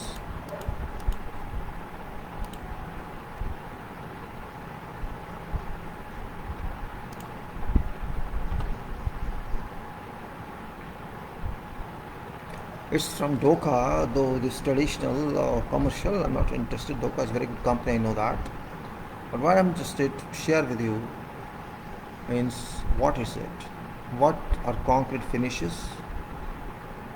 There are various types of concrete surface finishes achievable, and which can be considered for those working with in situ solutions specified by building stakeholders, with reference to construct concrete structures group and cement and concrete industry publication, National Structural Concrete Specification for Building Construction, published by Concrete Center. We discuss concrete finishes in further details, specifications and standards.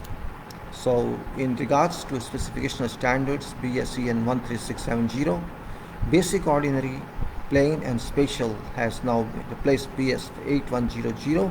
So finish A, B and C with finish class 1 and 2, and spatial National Structural Concrete Specification has same scope as BSEN 13670 for building structures, and NSCS covers requirements for construction of concrete building structures, which includes in situ concrete amongst others. Further information can be found in Concrete Society publication, Formwork, a guide to good practice. Okay, now types of surface finishes. For civil engineering and infrastructure projects, there are two specific guides which are alternative to those for typical building requirements.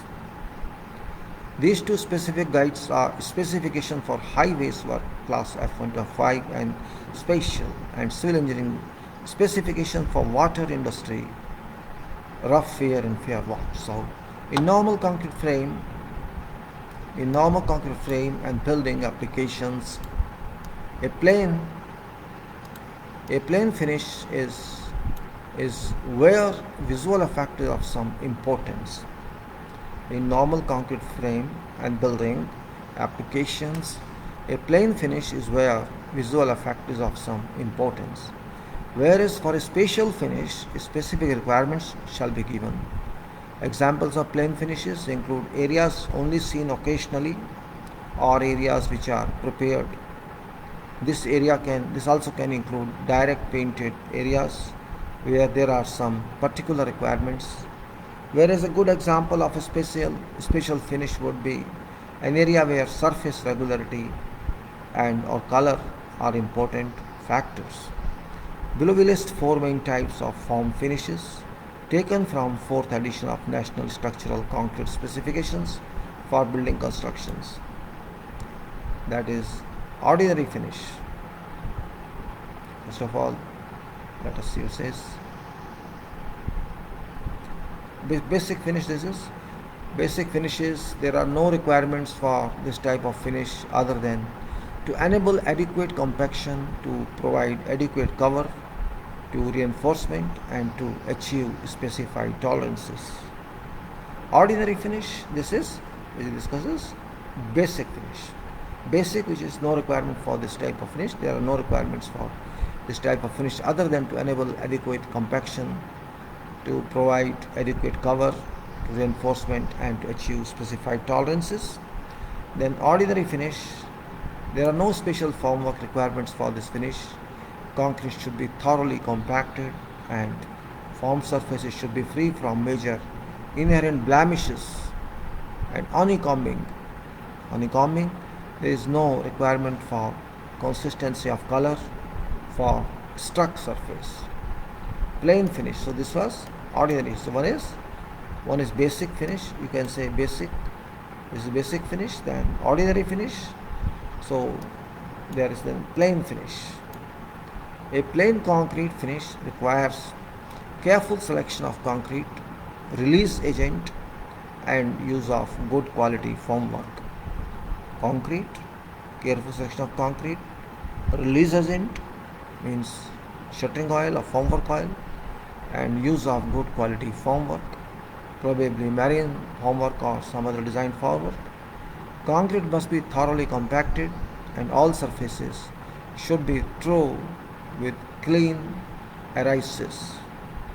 Only very minor inherent surface blemishes should occur, with no discoloration from release agent or grout runs from adjacent pores. A struck surface should be of a consistent color from materials used. Arrangement of formwork panels and tie bolt holes should be in a regular pattern. Steps at joints between forms to be a maximum of 3 mm. Steps at joints changes in profile. Steps at joints between forms to be maximum of 3 mm. Spatial finish. It was fair finish. No, not fair finish. This was plain finish. Spatial finish. A spatial finish often referred to as visual or architectural concrete. Spatial, we are talking about architectural concrete, so I'm giving this. Spatial finish often referred to as visual or architectural concrete requires careful selection of concrete, release agent, use of good quality formwork, and thorough compaction. Detailed requirements of surface finish required and Whatever permitted further working or improvements to struck finish are given in project specifications. So there are four. One is basic, right? We did basic. Basic, you can say basic, ordinary, plain, and special finish. Now, what is that? Below we list specification considerations for producing special finishes. Special, which is last one.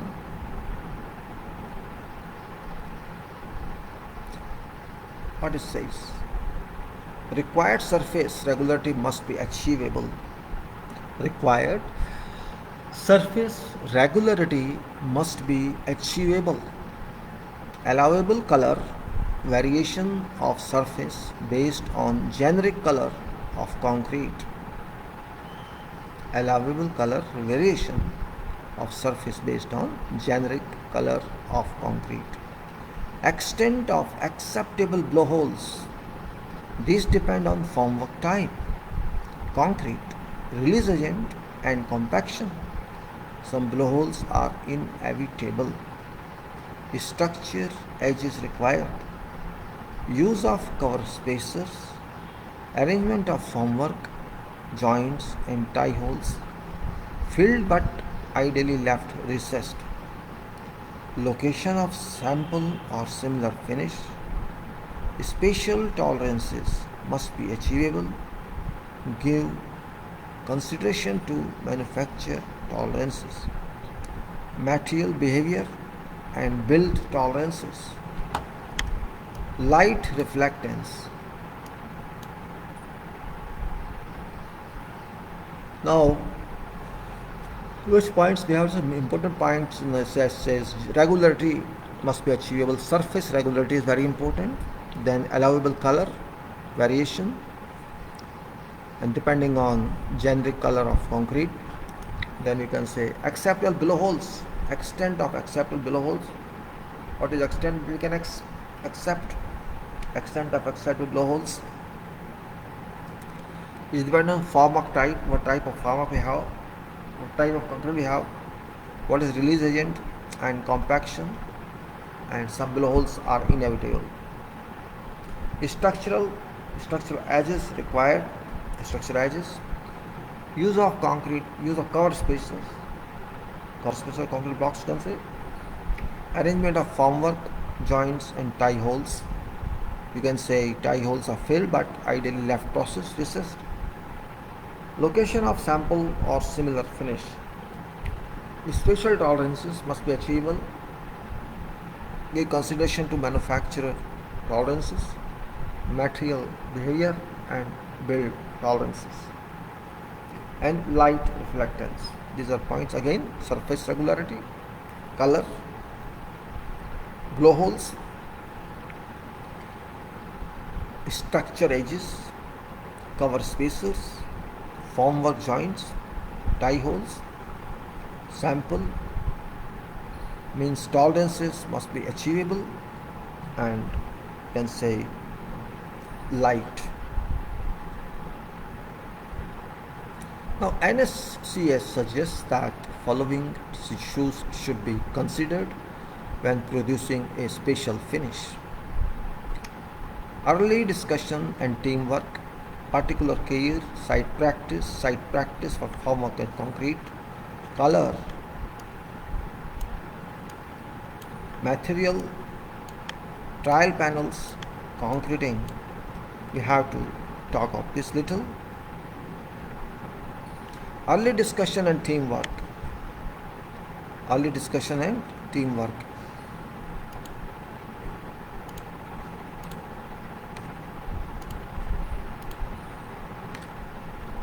Now, early discussion and teamwork between architect, engineer, and constructor to ensure understanding of project finish required. Particular care in choice of materials for both formwork and concrete. Good site care and satisfactory supervision of work. Site practice, that's formwork.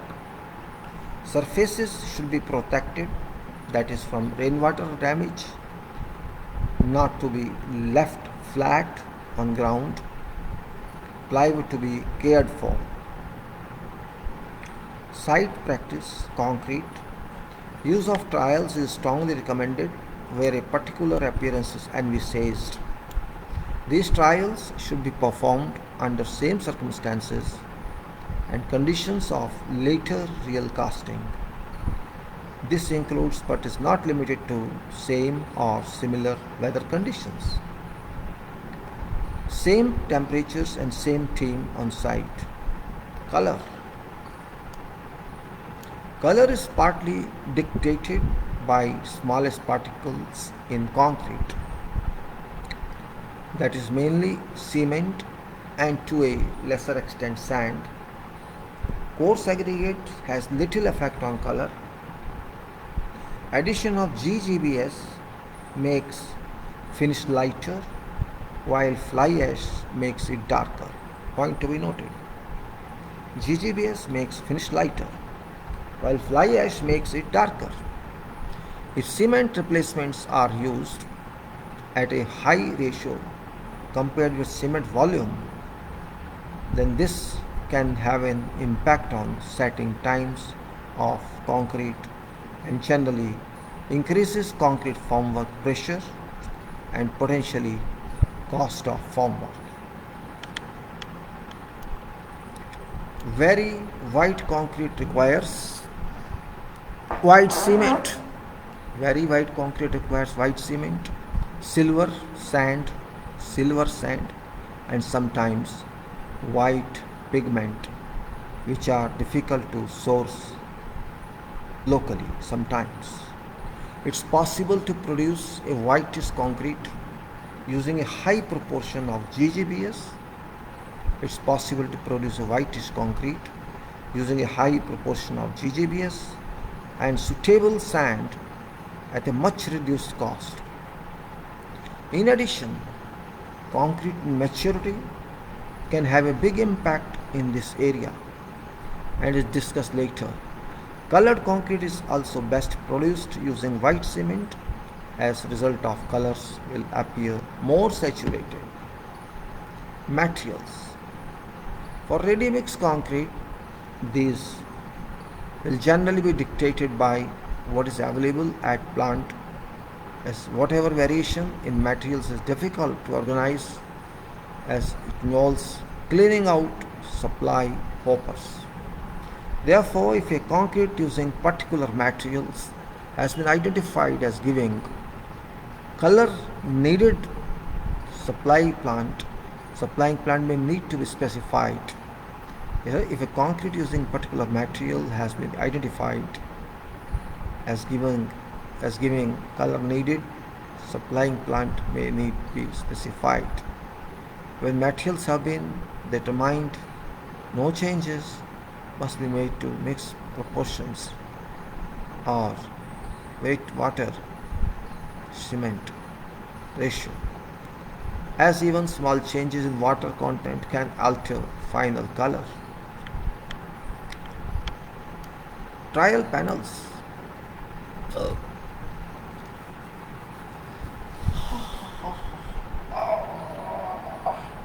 Trial panels are best done full size in location where surface finishes may not be as critical. For example, basements. This should include reinforcement, details of all expected joints and features, and use proposed methods for concrete placing, compacting, etc. to allow an assessment of formwork quality. Placing methods and other procedures. At this manufacturer DOCA, we would recommend purposely including some planned faults within trial panel in arrangement with all parties so that agreement can be made on what is and isn't acceptable and agree what measures are necessary to rectify works if required. And concreting should take effect as soon as possible after fixing reinforcement to minimize risk of rust stains from rebars getting onto shutters and then being absorbed into finished concrete surface Post-concreting, time to strike should be kept constant at about 24 to 36 hours to minimize risk of discoloration from release agent or formwork.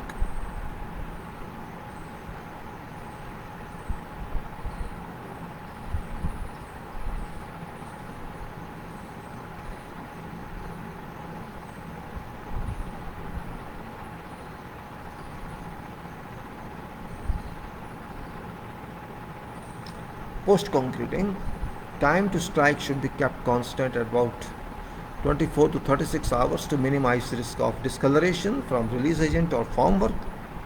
Consistency in striking time can keep color consistent. However, it's not specifically about time elapsed, but concrete temperature evolution and resultant maturity, which has one of most important influences here, as is discussed in more details later. Considerations when spatial finishes. Considerations when spatial finishes.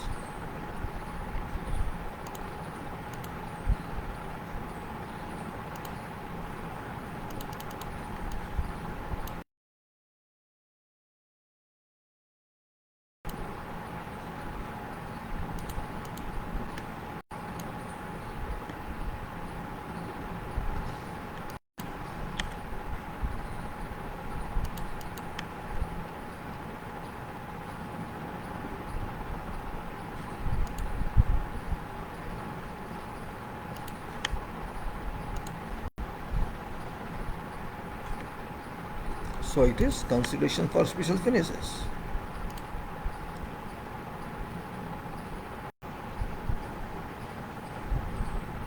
Visual and architectural concrete are required. Right? Visual and architectural concrete are required.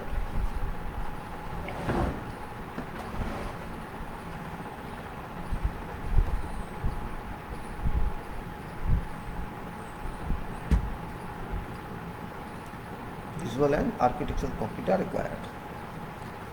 Quality of formwork. Quality of formwork and joinery will have a major influence. Quality of formwork and joinery will have a major influence on quality of concrete finish. Quality of formwork and joinery shall have a major influence on quality of concrete finish. It is essential that formwork is robust and well constructed and doesn't overlay, deflect during concreting. Design of formwork support is therefore essential in getting a good visual concrete finish. All joints must be as far as possible grout tight. Careful detailing of joints and corners can help in getting grout tight joints. Formwork face selection. It's important to understand form's face qualities that are required for your in situ areas on site, as this will affect which material you should use, in particular type of plywood sheet selected. There can be coloration difference between first and second pours due to increased absorption of face material for first use. To minimize possible variations, DOCA recommend pre-grouting plywood prior to carrying out first pour, in particular for phenolic faced plywood. Need pre-grout is minimized for MDO plywood, as these tend to produce more even results. In addition to this, it is recommended to pre-grout individual plywood sheets when replacing part way through projects. We shall also need to consider number of uses required. In addition to cost, quality, finish, shapes, and relationship with release agent. In one of our future blog articles, leave it. Docker forms and false work systems. Docker offers fast and efficient form work and false work systems which through early pre-construction consultations can help. Leave it. Below are just a few examples of where Docker customers have benefited from expertise in architectural concrete finishes through different finishing processes and concrete mixes to give a variety of features. This is what some, you can see this. Also, all these holes, you can see this. These are, opt for a timber facing formwork finish for a unique concrete finish. So you can say this is what it's the thing. This is what it looks like. So these are not acceptable pinholes and color discoloration. You can see this also here. These difference of textures. Docker helps customer achieve a combined acid wash and grit blast concrete finish.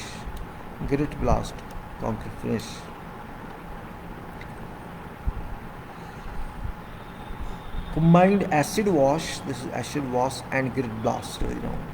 Concrete finish. Factors that can influence formwork costs for concrete. Factors that can influence formwork costs for concrete finishes.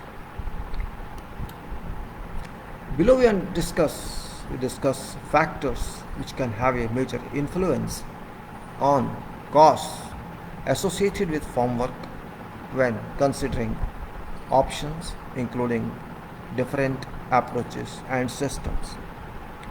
Rental costs. Rental costs for some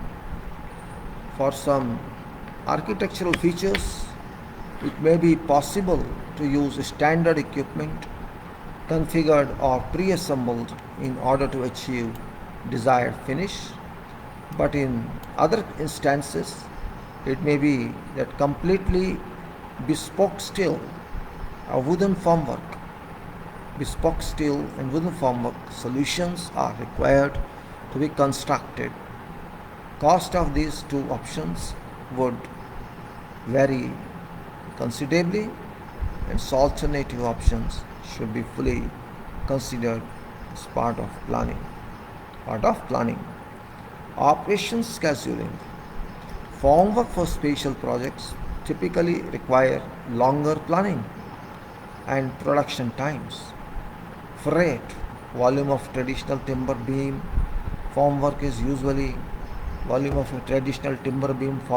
generally larger than that of systemized panel formwork. It can also be noted that pre-assembly offers combined benefits of quality and accuracy of build and cost assurance. However, off-site assembly commonly increases transport costs versus supplying individual components.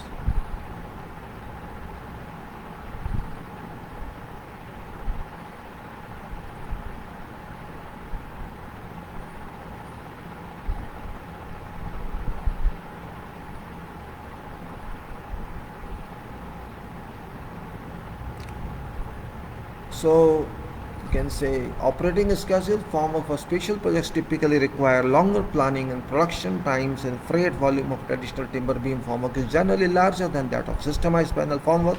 It can also be noted that pre-assembly offers combined benefits of quality and accuracy of build and cost assurance. However, off-site assembly commonly increases transport costs versus supplying individual components. Assembly planning is often required to assemble certain elements off-site in order to achieve required finish, minimize labor on site, and work within often constrained building site footprints. Material selection, cost of fair-face concrete finish shall likely require additional or higher specification materials such as superior plywood or additional linings. Color consistency and importance of concrete maturity. Often major considerations alongside finished look and feel, color consistency between casting steps on site. What you may not have previously been aware of is that concrete maturity itself has a major impact on achieving consistency in color. By stacking concrete at a specific concrete maturity, then chances of achieving consistency are greatly improved.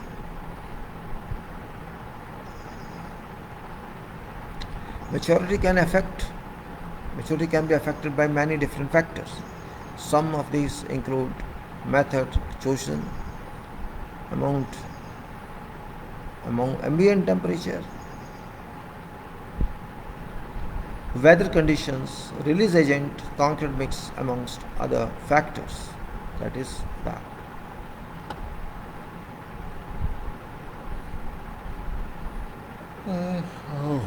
Ambient temperature. Okay. Use of concrete maturity measurement. Use of concrete maturity measurement tools such as Concremote from DOCA. Concrete maturity measurement tool, that is Concremote, allows contractor to see what maturity level concrete has reached inside formwork, with live information being sent from sensors to user via mobile telephone network. Using information, contractor can plan and know best time to strike formwork.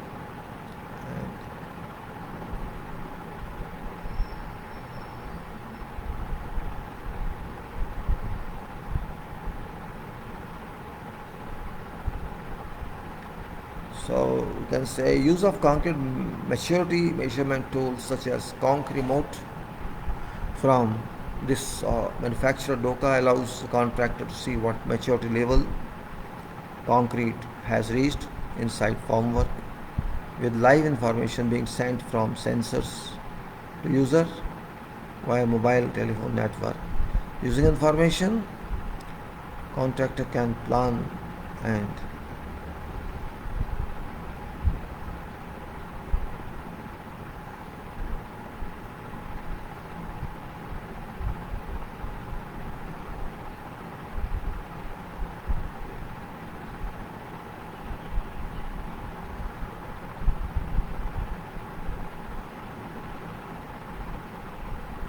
then you can say concrete selection. Concrete selection.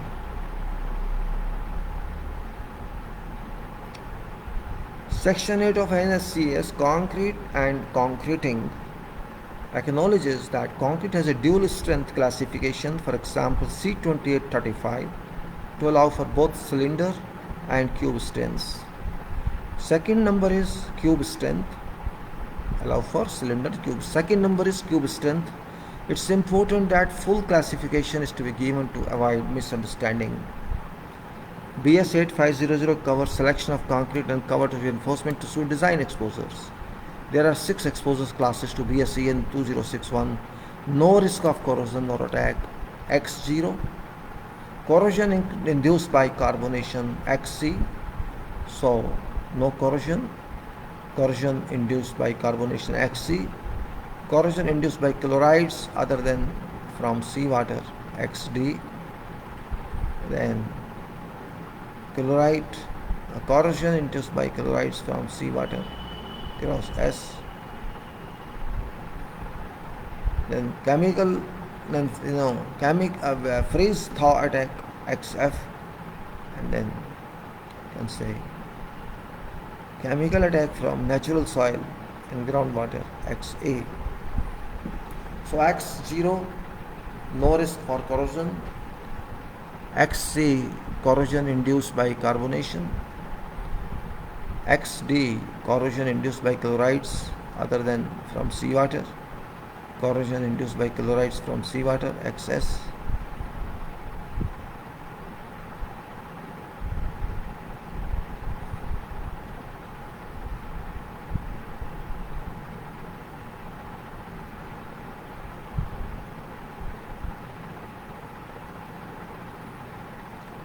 So these are 6 points.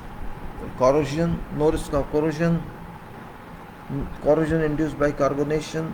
Corrosion induced by chlorides other than from seawater. Corrosion induced by chlorides from seawater. So both other than seawater. Then freeze thaw attack, chemical attack from natural soil. and groundwater. That's also very important.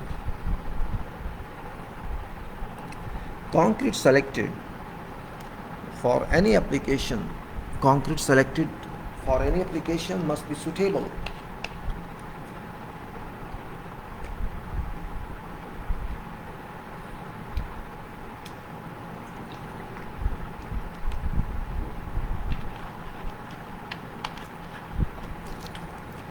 Concrete selected for whatever application must be suitable for all applicable exposure classes, as there can be more than one at one location or for one element.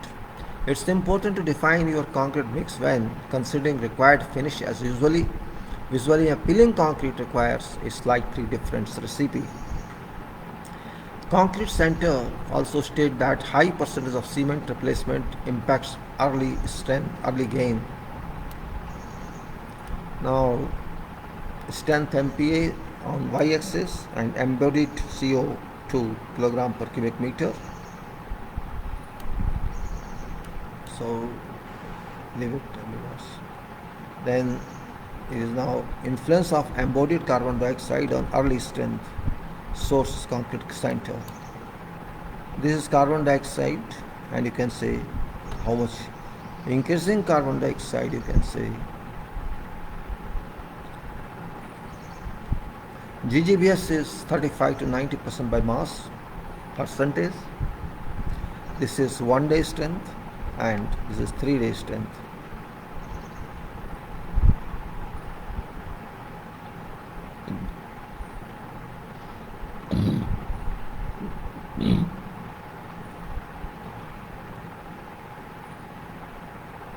Helping UKSTA's infrastructure projects achieve architectural finish.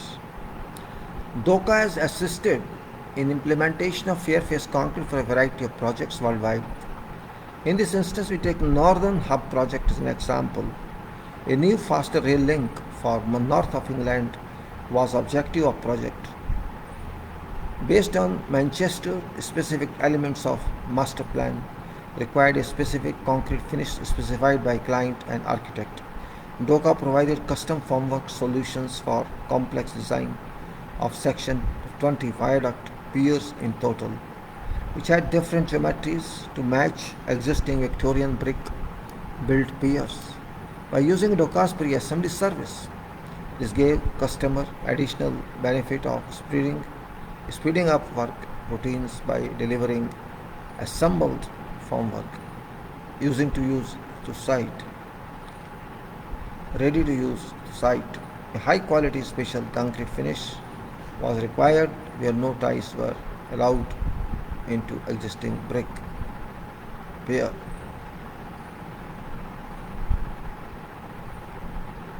Risk of undesirable side effects caused by chemical and physical interactions, namely release agents, concrete additives between individual material components during construction was diminished as customer carried out advanced testing of interactions.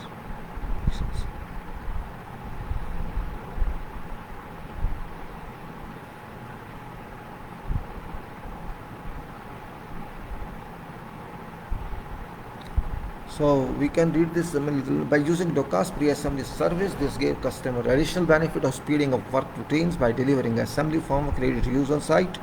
A high quality special concrete finish was required where no ties were allowed into existing brick piers. Risk of undesirable side effects caused by chemical and physical interactions and release agents, concrete additives between individual material components during construction was diminished as customer carried out advanced testing of interactions between materials through carrying out sample pours. This ensured that quality of project finish was to high standard required. Northern Hub project, this is utilized DOCA's knowledge, design services and pre-assembly team to achieve desired architectural finish.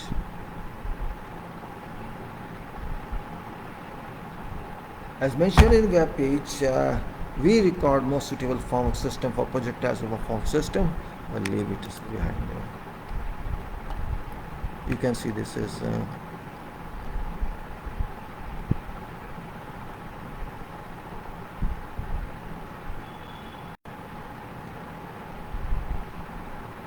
So I think this is only contents.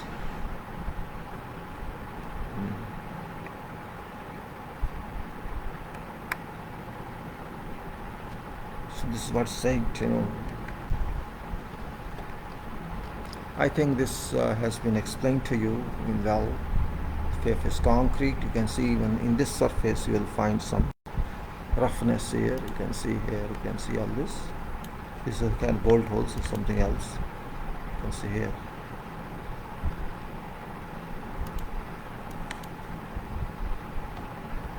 It's subway, I think, something.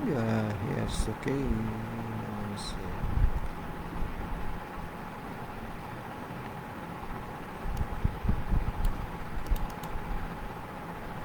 And also you can see that form.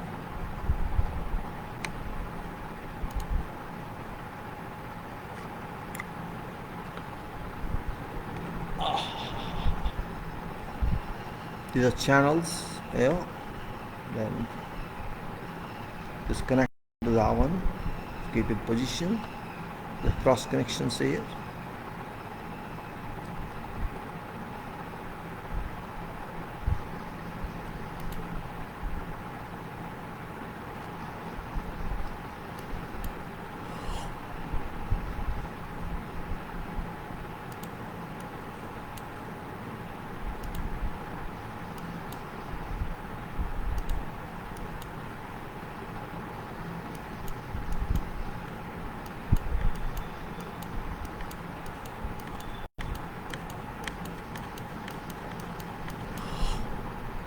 I close this, alright. Close this also. Close this also. So I think you got good food for this item.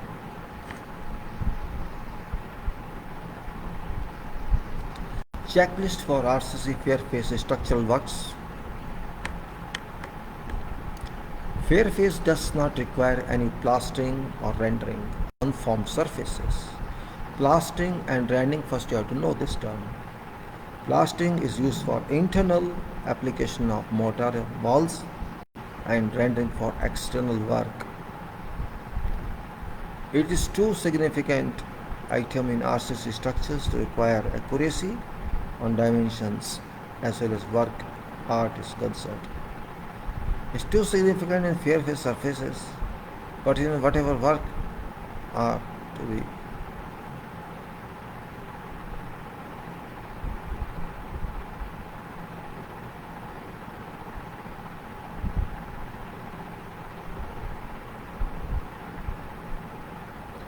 So fairface doesn't require any plastering and rendering on form surfaces. It's too significant them item in RCC structures to require accuracy on dimensions as well as work art is concerned. Is too significant in fairface surfaces pertinent whatever works are to be executed must be designed with specific planning so that no random activity is noted. Final view of surface must meet requirements or work is liable to be rejected. Checks for all items should be made for various vertical members.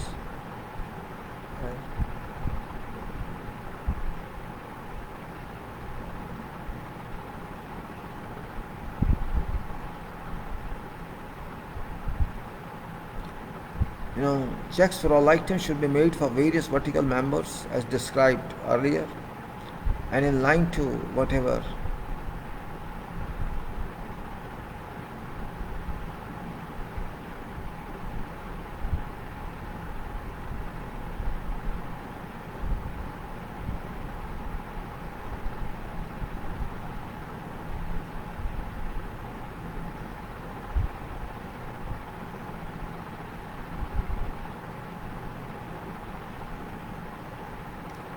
these vertical members may be RCC walls, RCC columns, RCC elevators, walls, wells. These vertical members may be RCC walls, RCC columns, RCC elevators, wells, external walls, and fascia or fins externally. This means checks for these noted items must be conducted per available previous checklist and clubbed with each checklist. Ensure the quality of plywood to be used does not degrade. Ensure no more than 3 or 4 uses are made out of new marine plywood.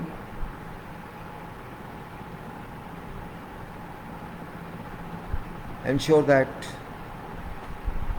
plywood thickness be 18-20 mm if feasible.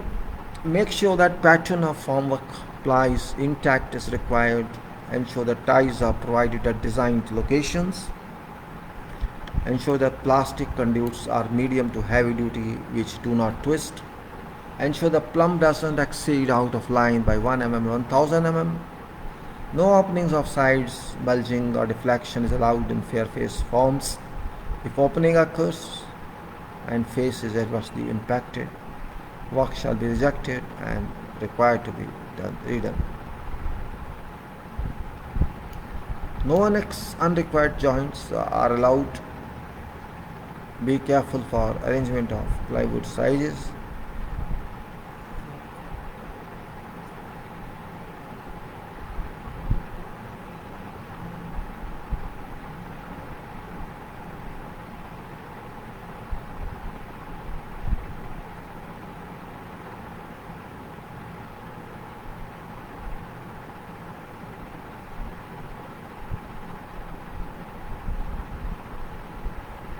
Then you can say make proper concrete. You say no unrequired joints are allowed. Be careful for arrangement of plywood sizes for such faces so that uniformity may not be affected adversely. Make sure all supports are very well anchored.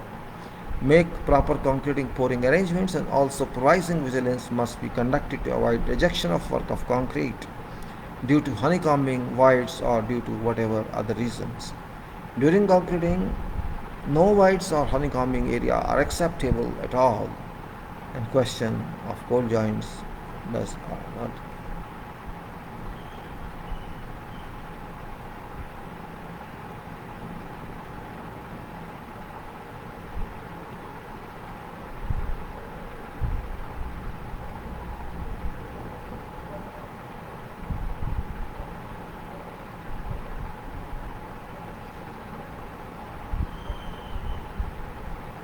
So you can say make proper concrete pouring arrangements, and all supervising vigilance must be conducted to avoid rejection of work of concrete due to honeycombing voids or due to whatever other reason. During concreting, no voids or honeycombing areas are acceptable at all, and question of cold joints doesn't apply at all. Fair face concrete surface requirement is very much expensive due to its having too little tolerance, and permanent exposure conditions do not permit any level of carelessness on such magnificent activity. Fair face concrete surface is related to elegant aesthetic, applicable for both internally as well as external works.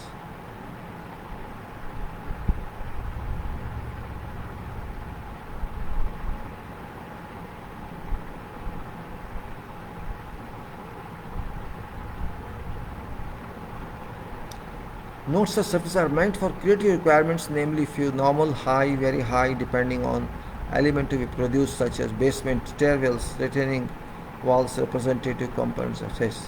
Fair face surface is related to elegant aesthetic, applicable for both internally as well as external works. So this is Fairfield brief notes, not extensive, because you cannot define in extension the free face but fair face, but it has to be practiced. That's more important. Practice, very much practice you have to do on this. It's very difficult from working point of view, but because accurate measurement required, accurate plumb is required, accurate setting is required, and very out of plumb is not acceptable. Out of setting is not acceptable. RCC, architectural finished works. Architectural finished works. So I close the fair face as well. Architectural finished works. Selected texture to be embossed on concrete vertical surfaces.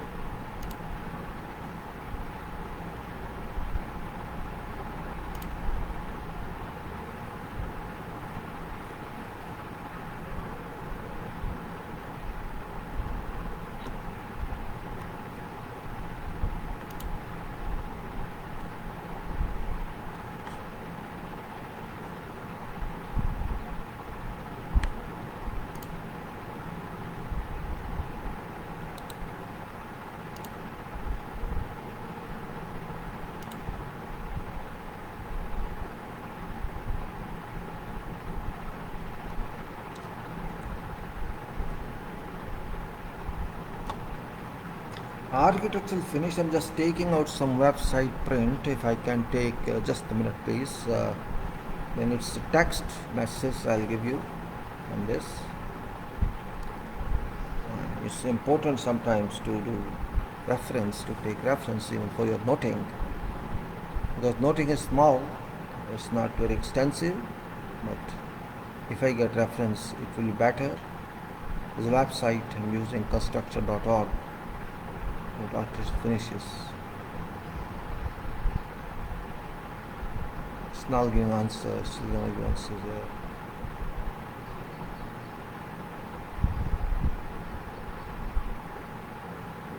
Still loading preserves, there's some problem in there. There's a problem in this.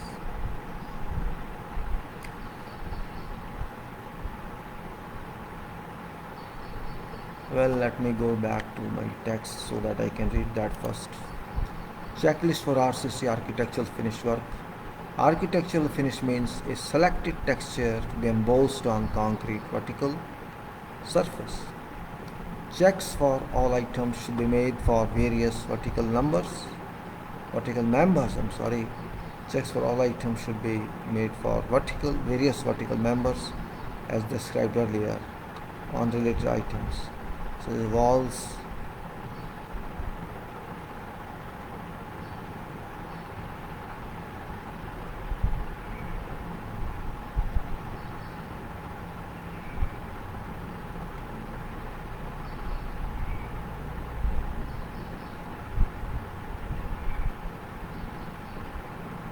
so we can say architectural finish means the selected texture to be embossed on concrete vertical surface.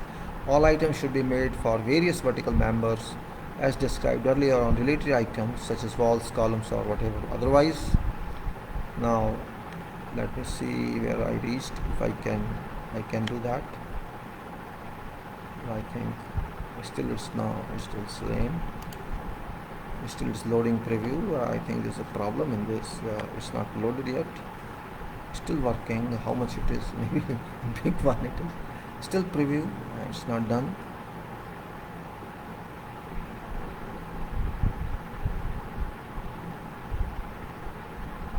So big it is. I don't know the reason for that. No, something wrong somewhere. It should have taken by now. Images are still pending means, so what's that? Why it doesn't allow this form of architectural concrete?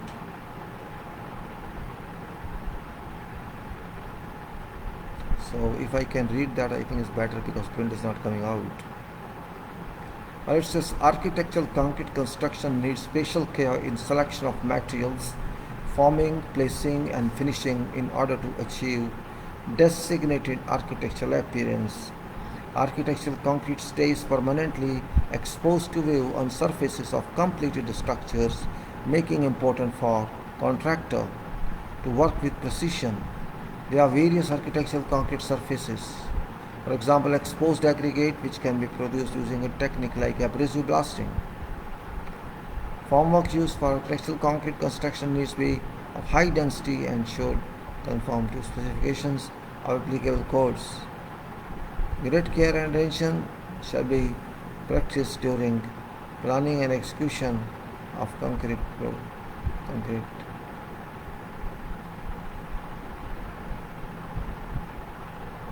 Formwork used for architectural construction, says there are various architectural concrete surfaces, finishes, exposed aggregate which can be produced using a technique like abrasive blasting.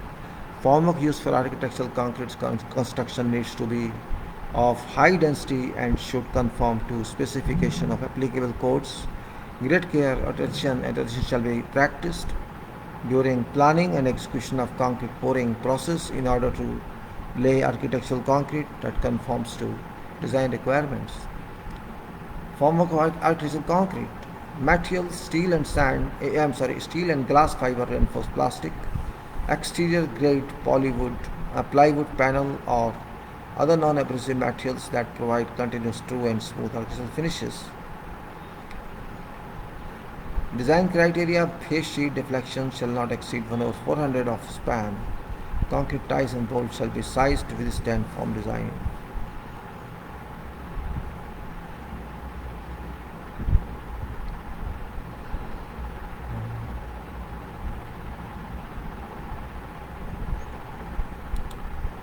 me try again if I can take print of this, or I can save this item, whatever it is.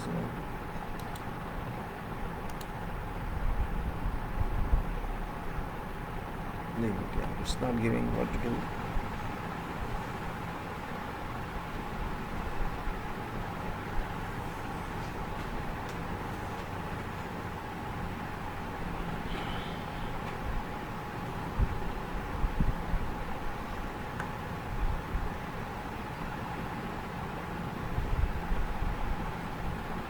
It's not giving.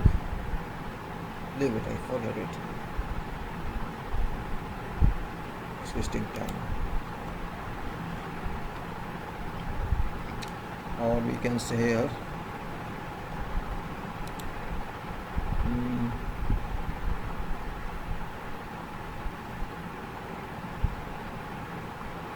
well, it's no use. I think it's waste of time. I'm wasting time in this. No use. Material says what actually is important. I'm not going to see. Conveying and placement architectural concrete. Now it is very small, I think. Let me read it if I can. I can't show you otherwise. Provide supports for concrete transporters, pump lines, wheelbarrows, and foot traffic to avoid disturbance of reinforcements and concrete placement operations. So, engineer or architect shall accept formwork and reinforcement placement prior to concrete placement. Delay in concrete placement need be prevented. This can be done through adequate scheduling. Avoid splatter of mortar or formwork faces. Any splatter or mortar formwork faces shall be cleaned properly. Place concrete in its final position without segregation. Avoid horizontal movement of concrete. Pour concrete in horizontal layers of not more than 0.9 meter for consolidation. Rate of concrete placement shall not exceed placement rate used in formwork design. Vibrate placed concrete to achieve maximum consolidation. Minimum distance between formwork face and internal vibrator shall be 50 mm. Revibrate 150 mm layer of concrete left during delays of up to 30 minutes as long as vibrator is penetrated under its own weight. If vibrator fails to penetrate concrete under its own weight, concrete placement shall be ended and level lift and set concrete joint.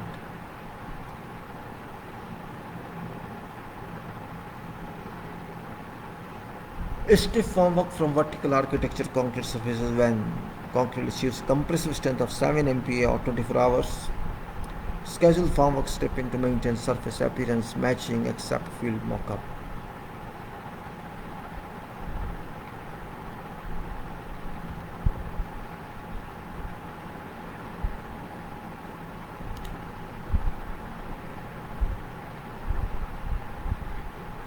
What is this? It's not showing anything. Adds too much in this. No use. Go back. So, achieving architectural finishes concrete, then doka.com, then architectural concrete finishes.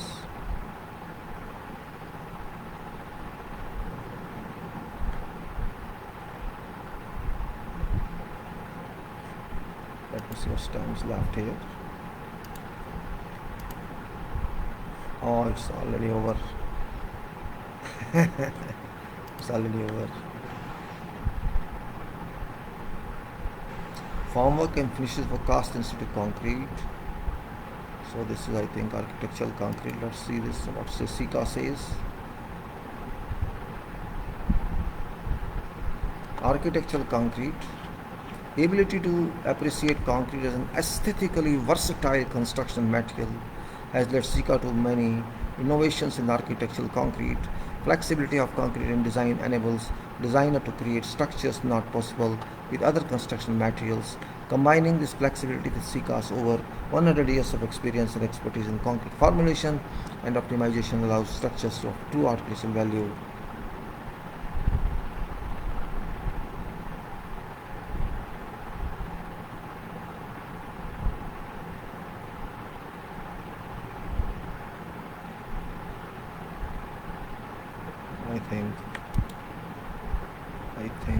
this can be, I can't say save images, copy images, copy, save images,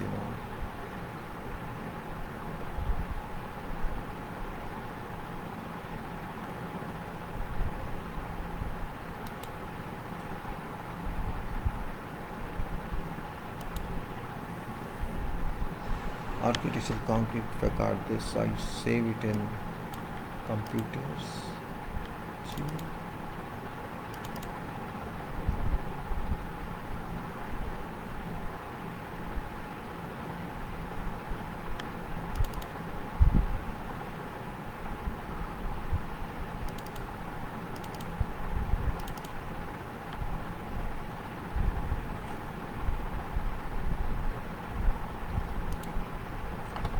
I try to save it and let me see how it works, if it can work. Image. So I have to go to image. Just a minute please, can you give a few minutes more on this?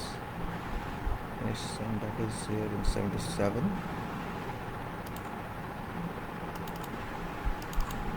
Architectural image.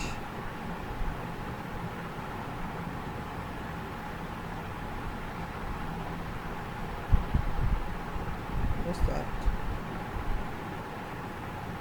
Below architectural concrete facade.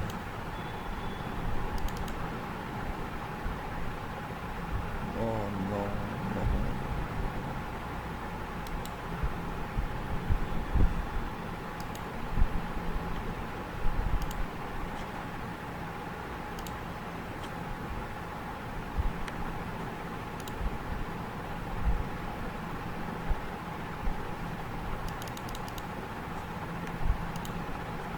So this is that, actually. This is architectural concrete, you can see.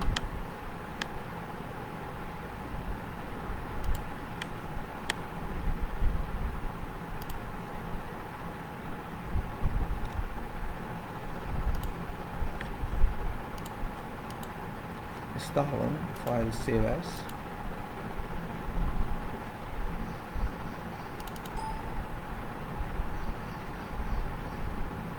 It's concrete Sika. Okay. Sika.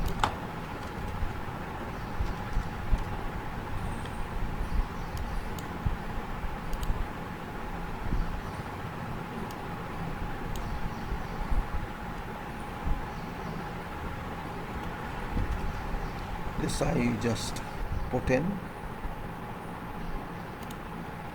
architectural concrete here. You can see this image. This is we have taken from Sika's website.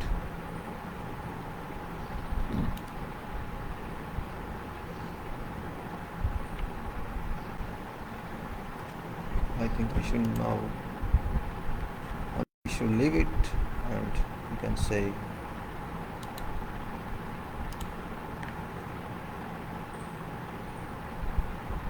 So this is that. Ensure good quality of timber planks of required length and thickness are procured.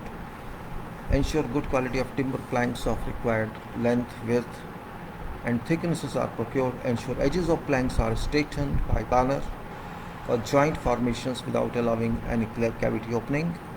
Organize for approved texture by arranging planks on a standard size of panel of wall. Decide locations of tie bolt arrangements. Decide for support locations per forces as well as consideration of proposal for forking. Check that arrangement of texture is symmetrical on both sides of wall.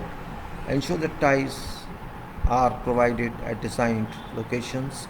Ensure the plastic conduits are medium to heavy duty which do not twist. Ensure the plumb does not exceed out of line by 1 mm, 1000 mm. No openings of sides is allowed in such forms. No unrequired joints are allowed. Make sure all supports are well anchored. Make proper concreting pouring arrangements.